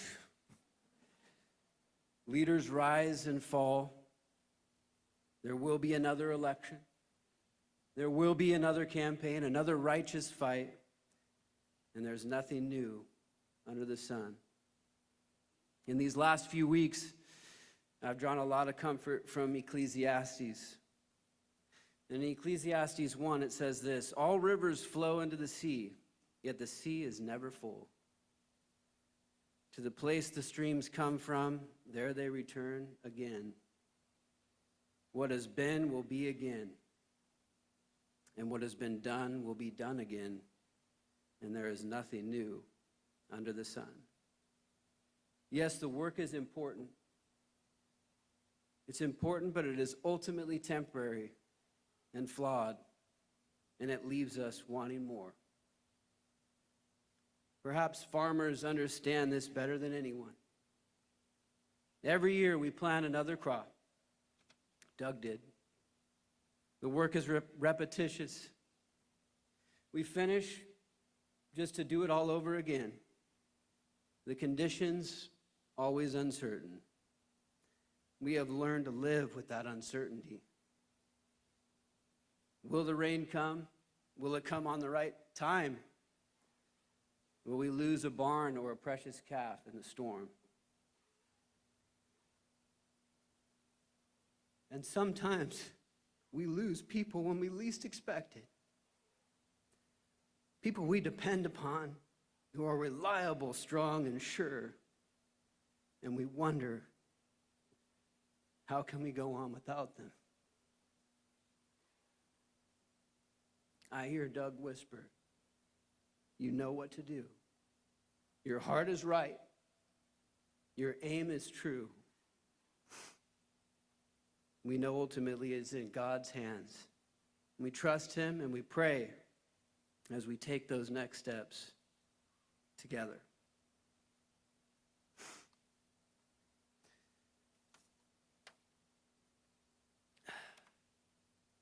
Even when we don't see the change that we would like to see, we don't give up. And we look to God and those higher ideals that Doug always clung on to. Doug understood that the greatest work was done by a man from Galilee 2,000 years ago. Jesus Christ completed the work by sacrificing himself on a cross to be the forgiveness that we need, to be the salvation that we need, to be the everything that we need. In a world of turmoil, increased polarization, hate, violence, misinformation, lies, damn lies, and statistics, as Mark Twain would say, we need Jesus. Doug would want you to know him too. And if you knew Doug, you did know him. That genuine interest he took in you, that kind word after the fiery debate, the joke that lightened the mood, helping you navigate the tunnels underneath the Capitol, changing your oil. Those were all Christ working through the man of Doug LaMalfa. Jill recently shared with me that she was prepared to go and take the mantle and finish out Doug's work. And she told me on that call, you know, politics really isn't my thing, James. But I can talk to people about Jesus, and I can talk to them about raising kids. And I said, you know what, Jill, actually, I think that's a lot of what this country needs.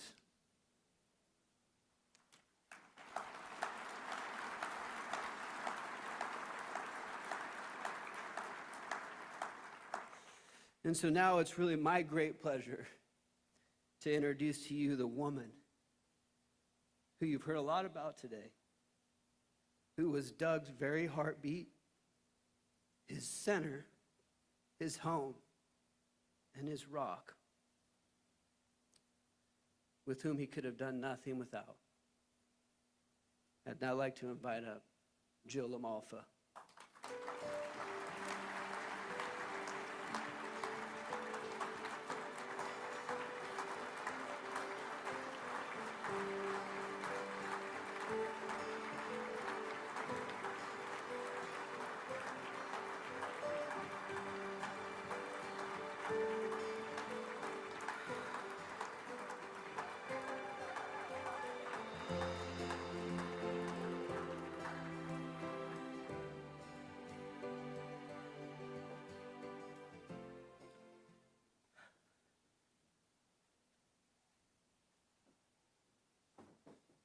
First of all, thank you all so much for being here. Your kind words are literally honey to our wound.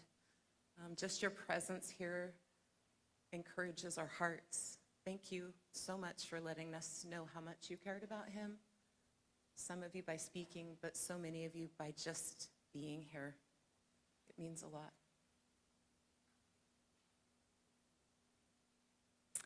Thank you, Mr. Speaker, and esteemed members of Congress. I know well the journey you have had to make this morning to be here. It's a lot. Doug would be so humbled and honored by your efforts to join us today. I know my family is touched. I feel confident in adding that the people of the 1st Congressional District of California are as well. Thank you. Sheriff Honey, you're always there. Whether it's concerns of the spillway failing, our communities burning to the ground, protesters, or a random person running around our ranch, you and your officers are always there. Thank you.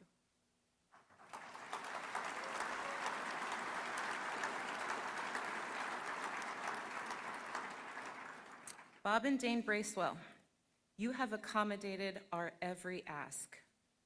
You approach death and loss with such grace and warmth for the grieving family. Newton Bracewell Funeral Home is a true gem in the North State, and we are very blessed to have you.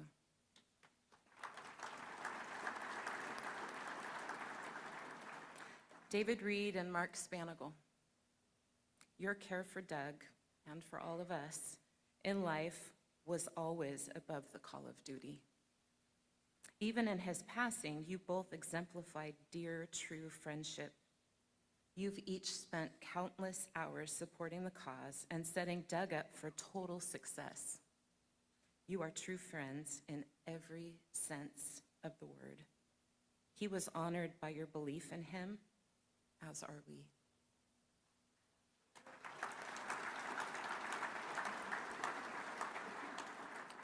To the crew, as Doug would call you, all of the wonderful, amazing people that currently work and have worked for him in all of the offices. You truly are some of the most amazing people on the planet. Your tireless efforts for the people in the 1st District and out of the 1st District often went unnoticed, but not by Doug. Doug and I both know, and we appreciate so much all you have done and do and will continue to do for the people of our great nation. He couldn't have done it without you. Kevin McCarthy, you are and always have been a friend to Doug. You and Judy and the kids and us go back to the California State Legislature. It's been a blessing to have gotten to walk this path alongside you all the way. Doug felt very honored to call you both friends. James and Jana, it's you. It's always been you. Since your early days working for Doug, you have always been the one he was looking toward to take over one day when he was done. You share the same values, you think similarly, and put God and family above the rest. Thank you from the bottom of our hearts for being willing to step in and carry on what he wasn't able to finish. I have deep peace knowing you are likely the one the people will look to move forward. Thank you.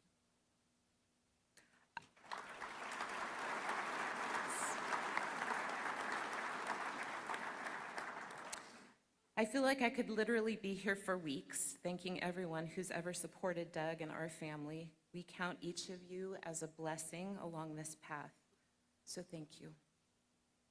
You know, this week we've heard the word legacy a lot. And legacy is the story of a person's life and the footprints they leave on their family, their community, or the world. Doug and I started dating when I was 19 and he was 25. You've heard that story about how our friends set us up. I've always said he was my first and last blind date.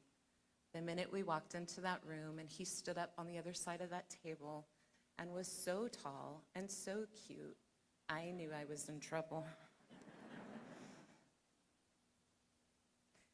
It was 3 years waiting on him to think it through from every possible angle, if this was going to be a good choice. He struggled a lot with the fact that I was the same age as his youngest sister. He taught me so much. He always showed great character, always. That was who he was. He always knew what he wanted. He ran every scenario in his head on how to get there, and he didn't take no for an answer on anything he'd settled on or that just didn't make sense. For our honeymoon, we flew to DC. Apparently that dream had been placed in him long ago. And then we drove to Florida to watch the space shuttle take off. I'd only been out of California to go to Hawaii with my grandmother once. Our first day in DC, we had walked, I'm pretty sure it was about 50 miles. And I'd kind of gotten done. I was tired. It was cold. We hadn't taken our jackets with us. And I was having just a little tiny bit of a fit. And I stopped and I just said, I'm not going any farther. I'm done. I'm tired. I'm hungry. This has become like you're the tour guide from hell, I'm pretty sure. And he looked at me and he turned his head a little sideways, kind of quizzingly for just a moment. And then he said, okay, well, the metro station is right there. It's warmer in there. You can sit on the train and we'll go get something to eat. That's where I'm going, and continued walking. I learned a lot in that moment. We needed to be partners and a team. I don't recall ever having another one of those tizzy fits. He was a problem solver and driven by the logic of simplicity. I think I did kind of expect that maybe he'd come back and scoop me off my feet, and we'd go sit on the park bench, and the music would play, and he'd say, oh, I'll call a limo, it will be all good in just a minute. And it wasn't, but it was good the way it went. Doug made friends everywhere we went, and even in a little village on the top of a mountain in Sicily, there was a group of men sitting down at card tables in the afternoon playing cards, and the kids and I were kind of wandering around and taking pictures. And then I said, where's Dad? Where's Dad? Well, we find him. He has inserted himself in these gentlemen's card games. He didn't speak Italian. He spoke Italian or Spanish, I don't know. But he had managed to get himself not only a place at the table, but after the first round, he beat everyone at the table. And they were all just laughing and cheering for him. But I remember thinking, wow, like who does that? Who gets away with that? Doug.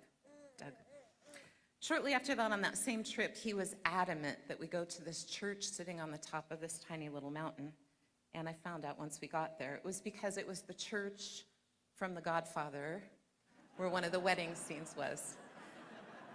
I know, I did the same thing, but honestly, he was a bit of a romantic, so he took my hand and we danced on the steps, and I'm never gonna forget that. The necklace that I'm wearing today, Chico has a Christmas preview every year, and our dear sweet friend Mallory works at Old Gold, and she is a beautiful jeweler and created this. But the fun part of that story is we'd gone in just, I think, about 2 weeks before Christmas. I wasn't with him. We had separated. I was looking for the grandbaby. If you're a grandma, you get that.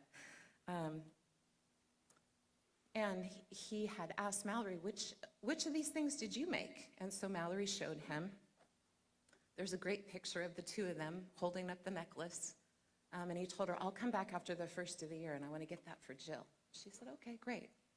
Well, the first of the year came and went, and then we had a problem, and so he didn't get back in there. But the lovely people that own the jewelry shop insisted that Mallory bring me the necklace anyway, because they knew, they'd heard the story and they knew that Doug's intentions were to come back. So it's kind of like even after he was gone, even from heaven, he's still treating me to wonderful things.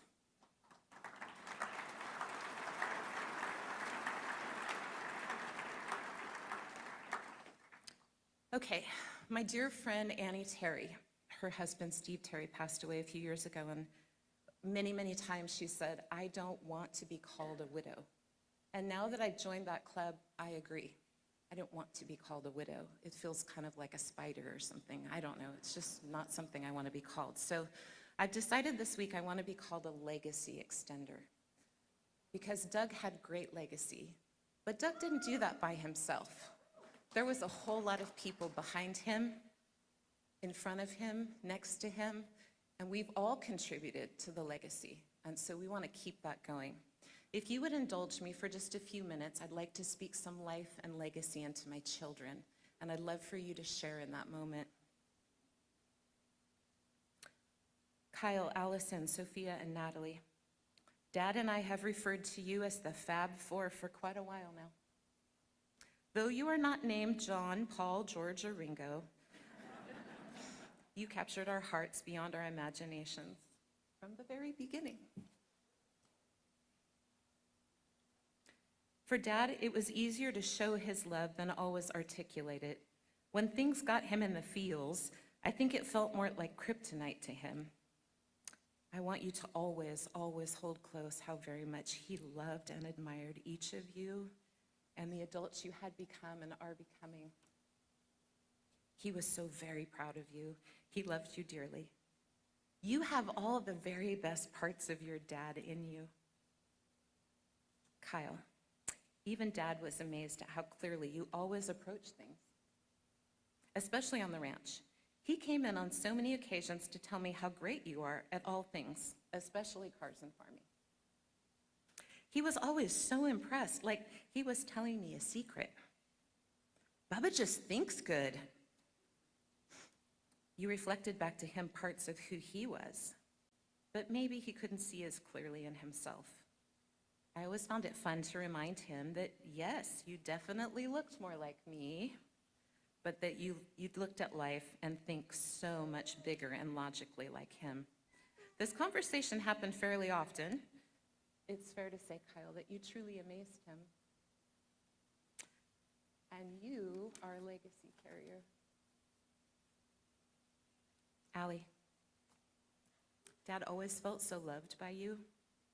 He wouldn't use this term. In fact, it's probably on the office bad list. But he felt very seen by you. He called you kitten. Doesn't that sort of sum up his feels there? I mean, who doesn't love a sweet, cuddly, playful, snuggly, sometimes sassy kitten? He was always so pleased with how warm and inviting you are, and also impressed with your mastery of traveling the world.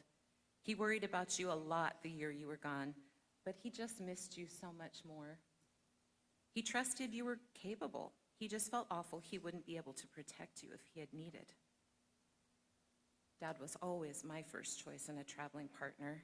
Whether it was in Italy, where he spoke some level Italian and Spanish mixed together, and even managed to protect the life of the nurse coming at Sophia with an unidentified syringe of liquid, who I was about ready to take out. Or even in Israel, where we somehow ended up in a stupid, stuffy tunnel, blocked in front and behind with people prohibiting my hasty escape. He took my hand and didn't even flinch, knowing he had become immediately responsible for the lives of every single person between me and the exit. He was my anchor. You, Allie, also have those beautiful qualities for other. You carry legacy.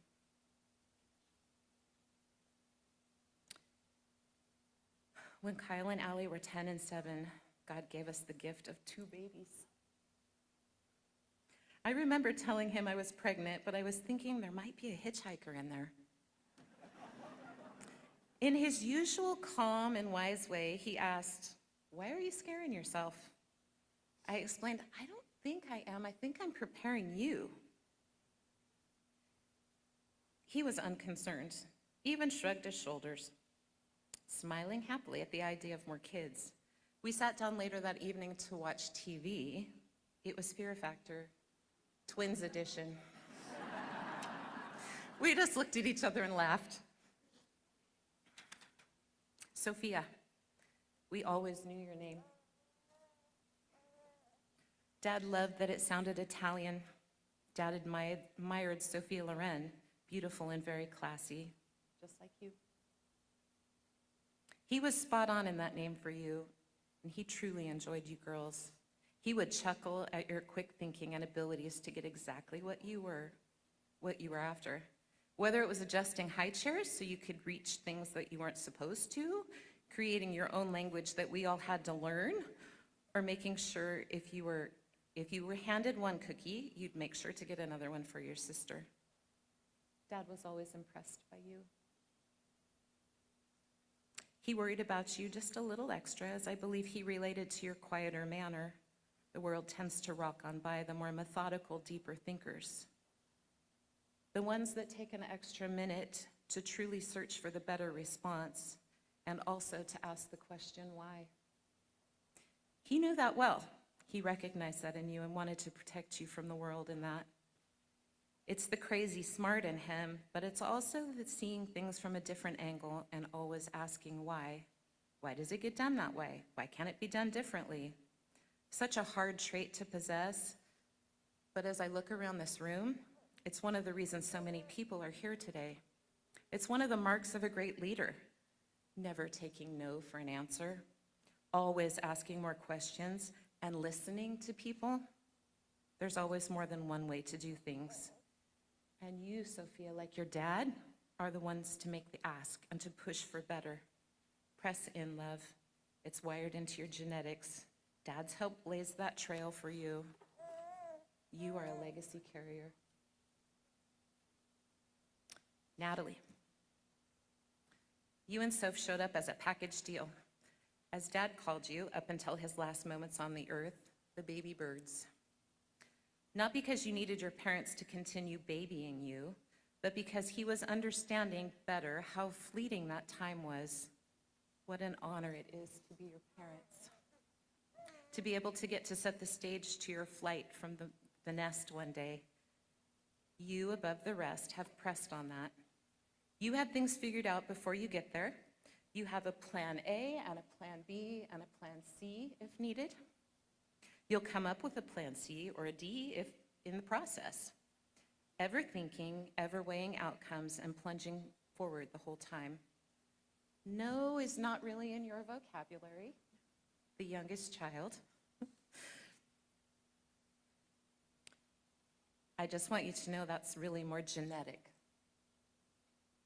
Dad gave that to you. Your determination to get what you need and where you need to be is one of Dad's traits I admired greatly.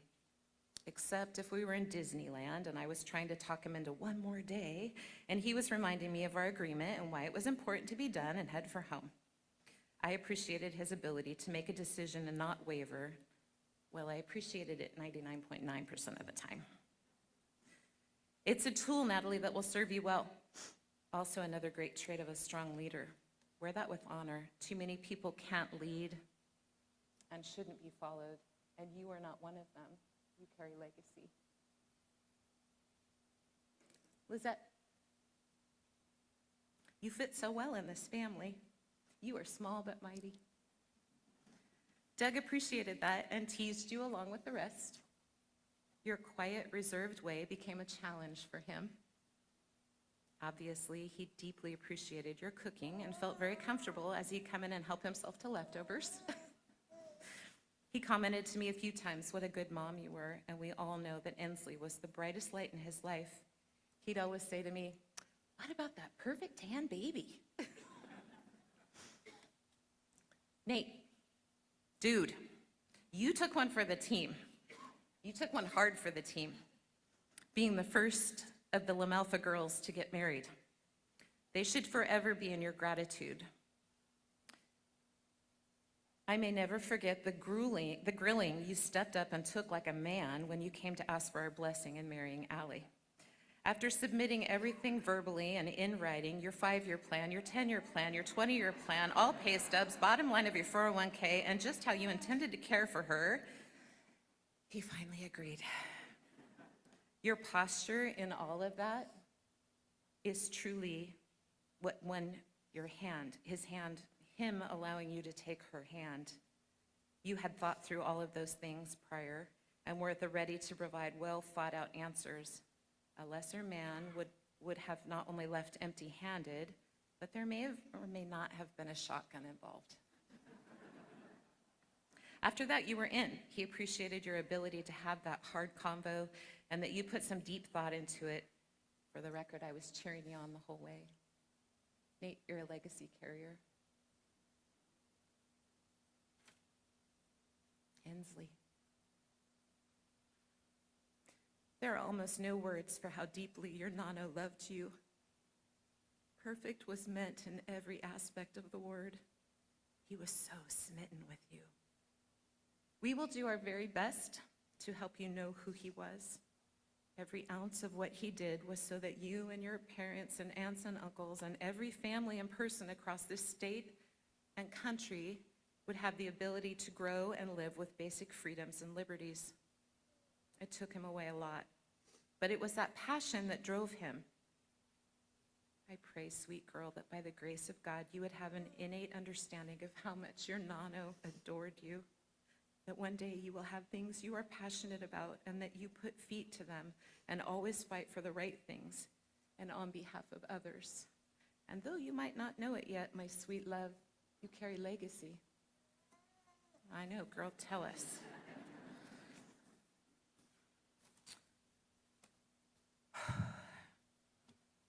So if there was such thing as a bat phone to heaven, I would be on it. For those of you that missed that, that was from the Batman comedy that used to be on TV back in the 60s and 70s.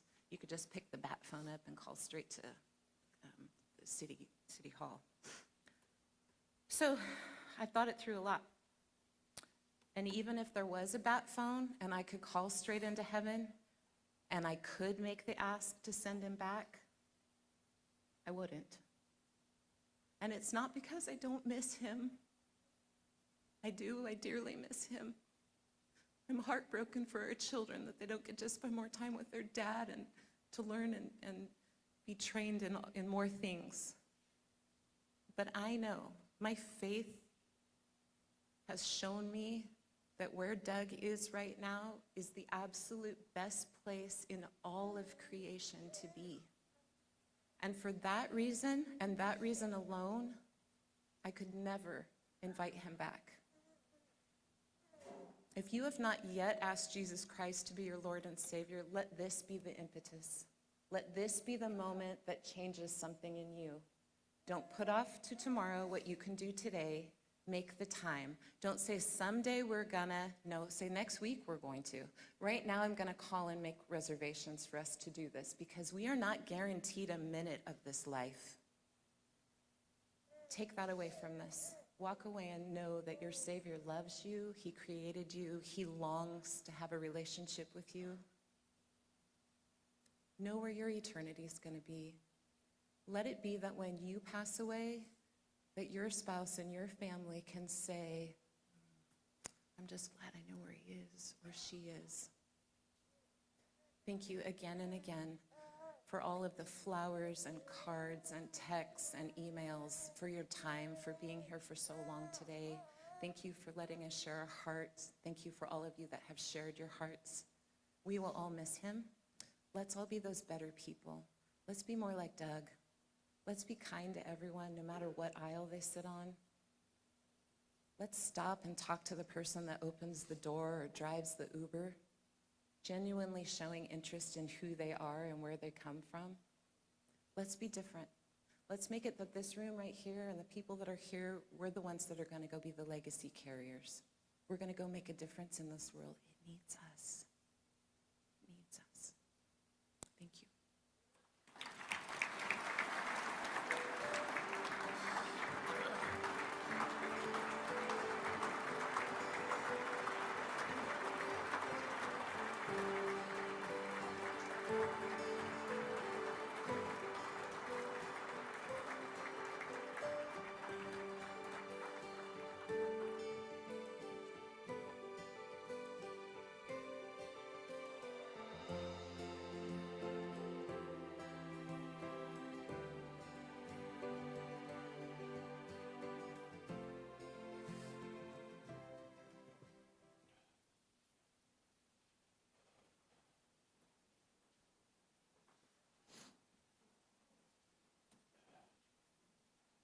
Hi, everyone.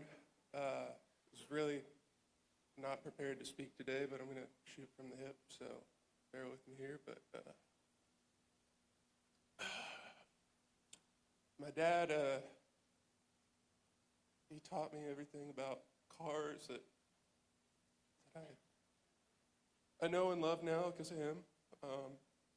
So about 3.5 years ago, that 1969 Ford Torino sitting out front there. That's his parade car. It's got the big stickers on it. He swore up and down that thing got him votes. They do burnouts at the parades. He said he'd get him more votes. So,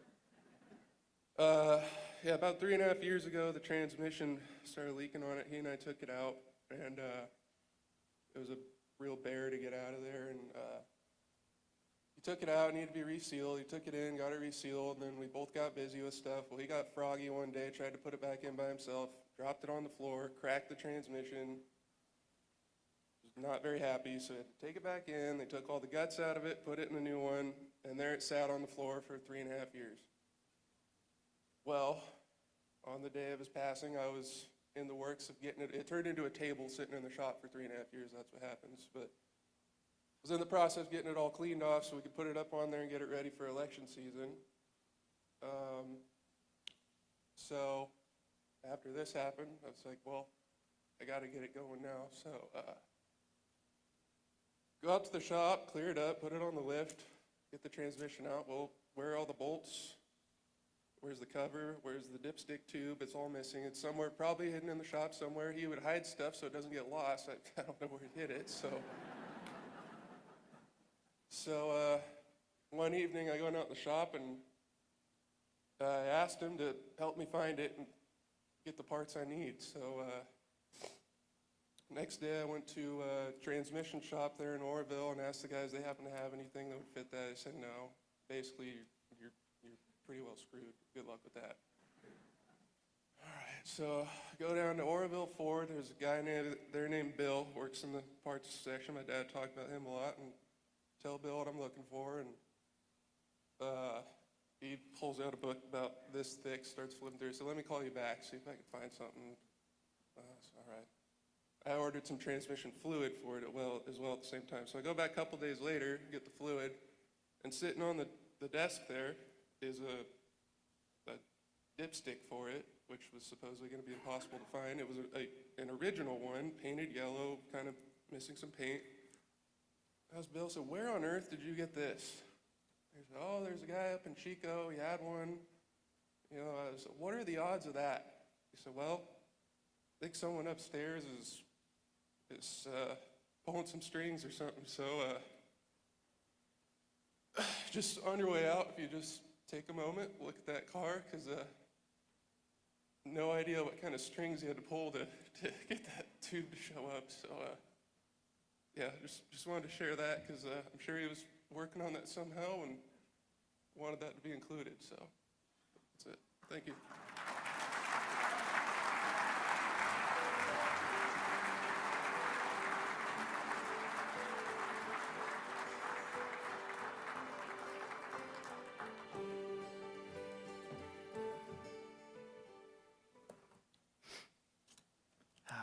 Thank you, Kyle, and Jill, you are gracious beyond description.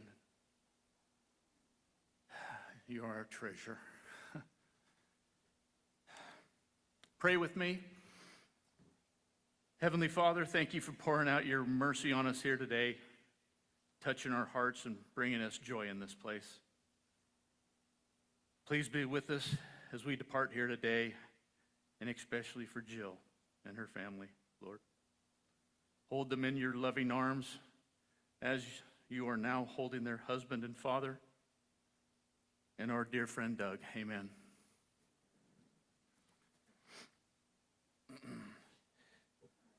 Please join me once again in standing as Alexandra sings God Bless America, after which our Unified North State Honor Guard will retire the colors. Once the colors are retired, please take your seats and remain seated as law enforcement officers escort the LaMalfa family and our official delegations from the building.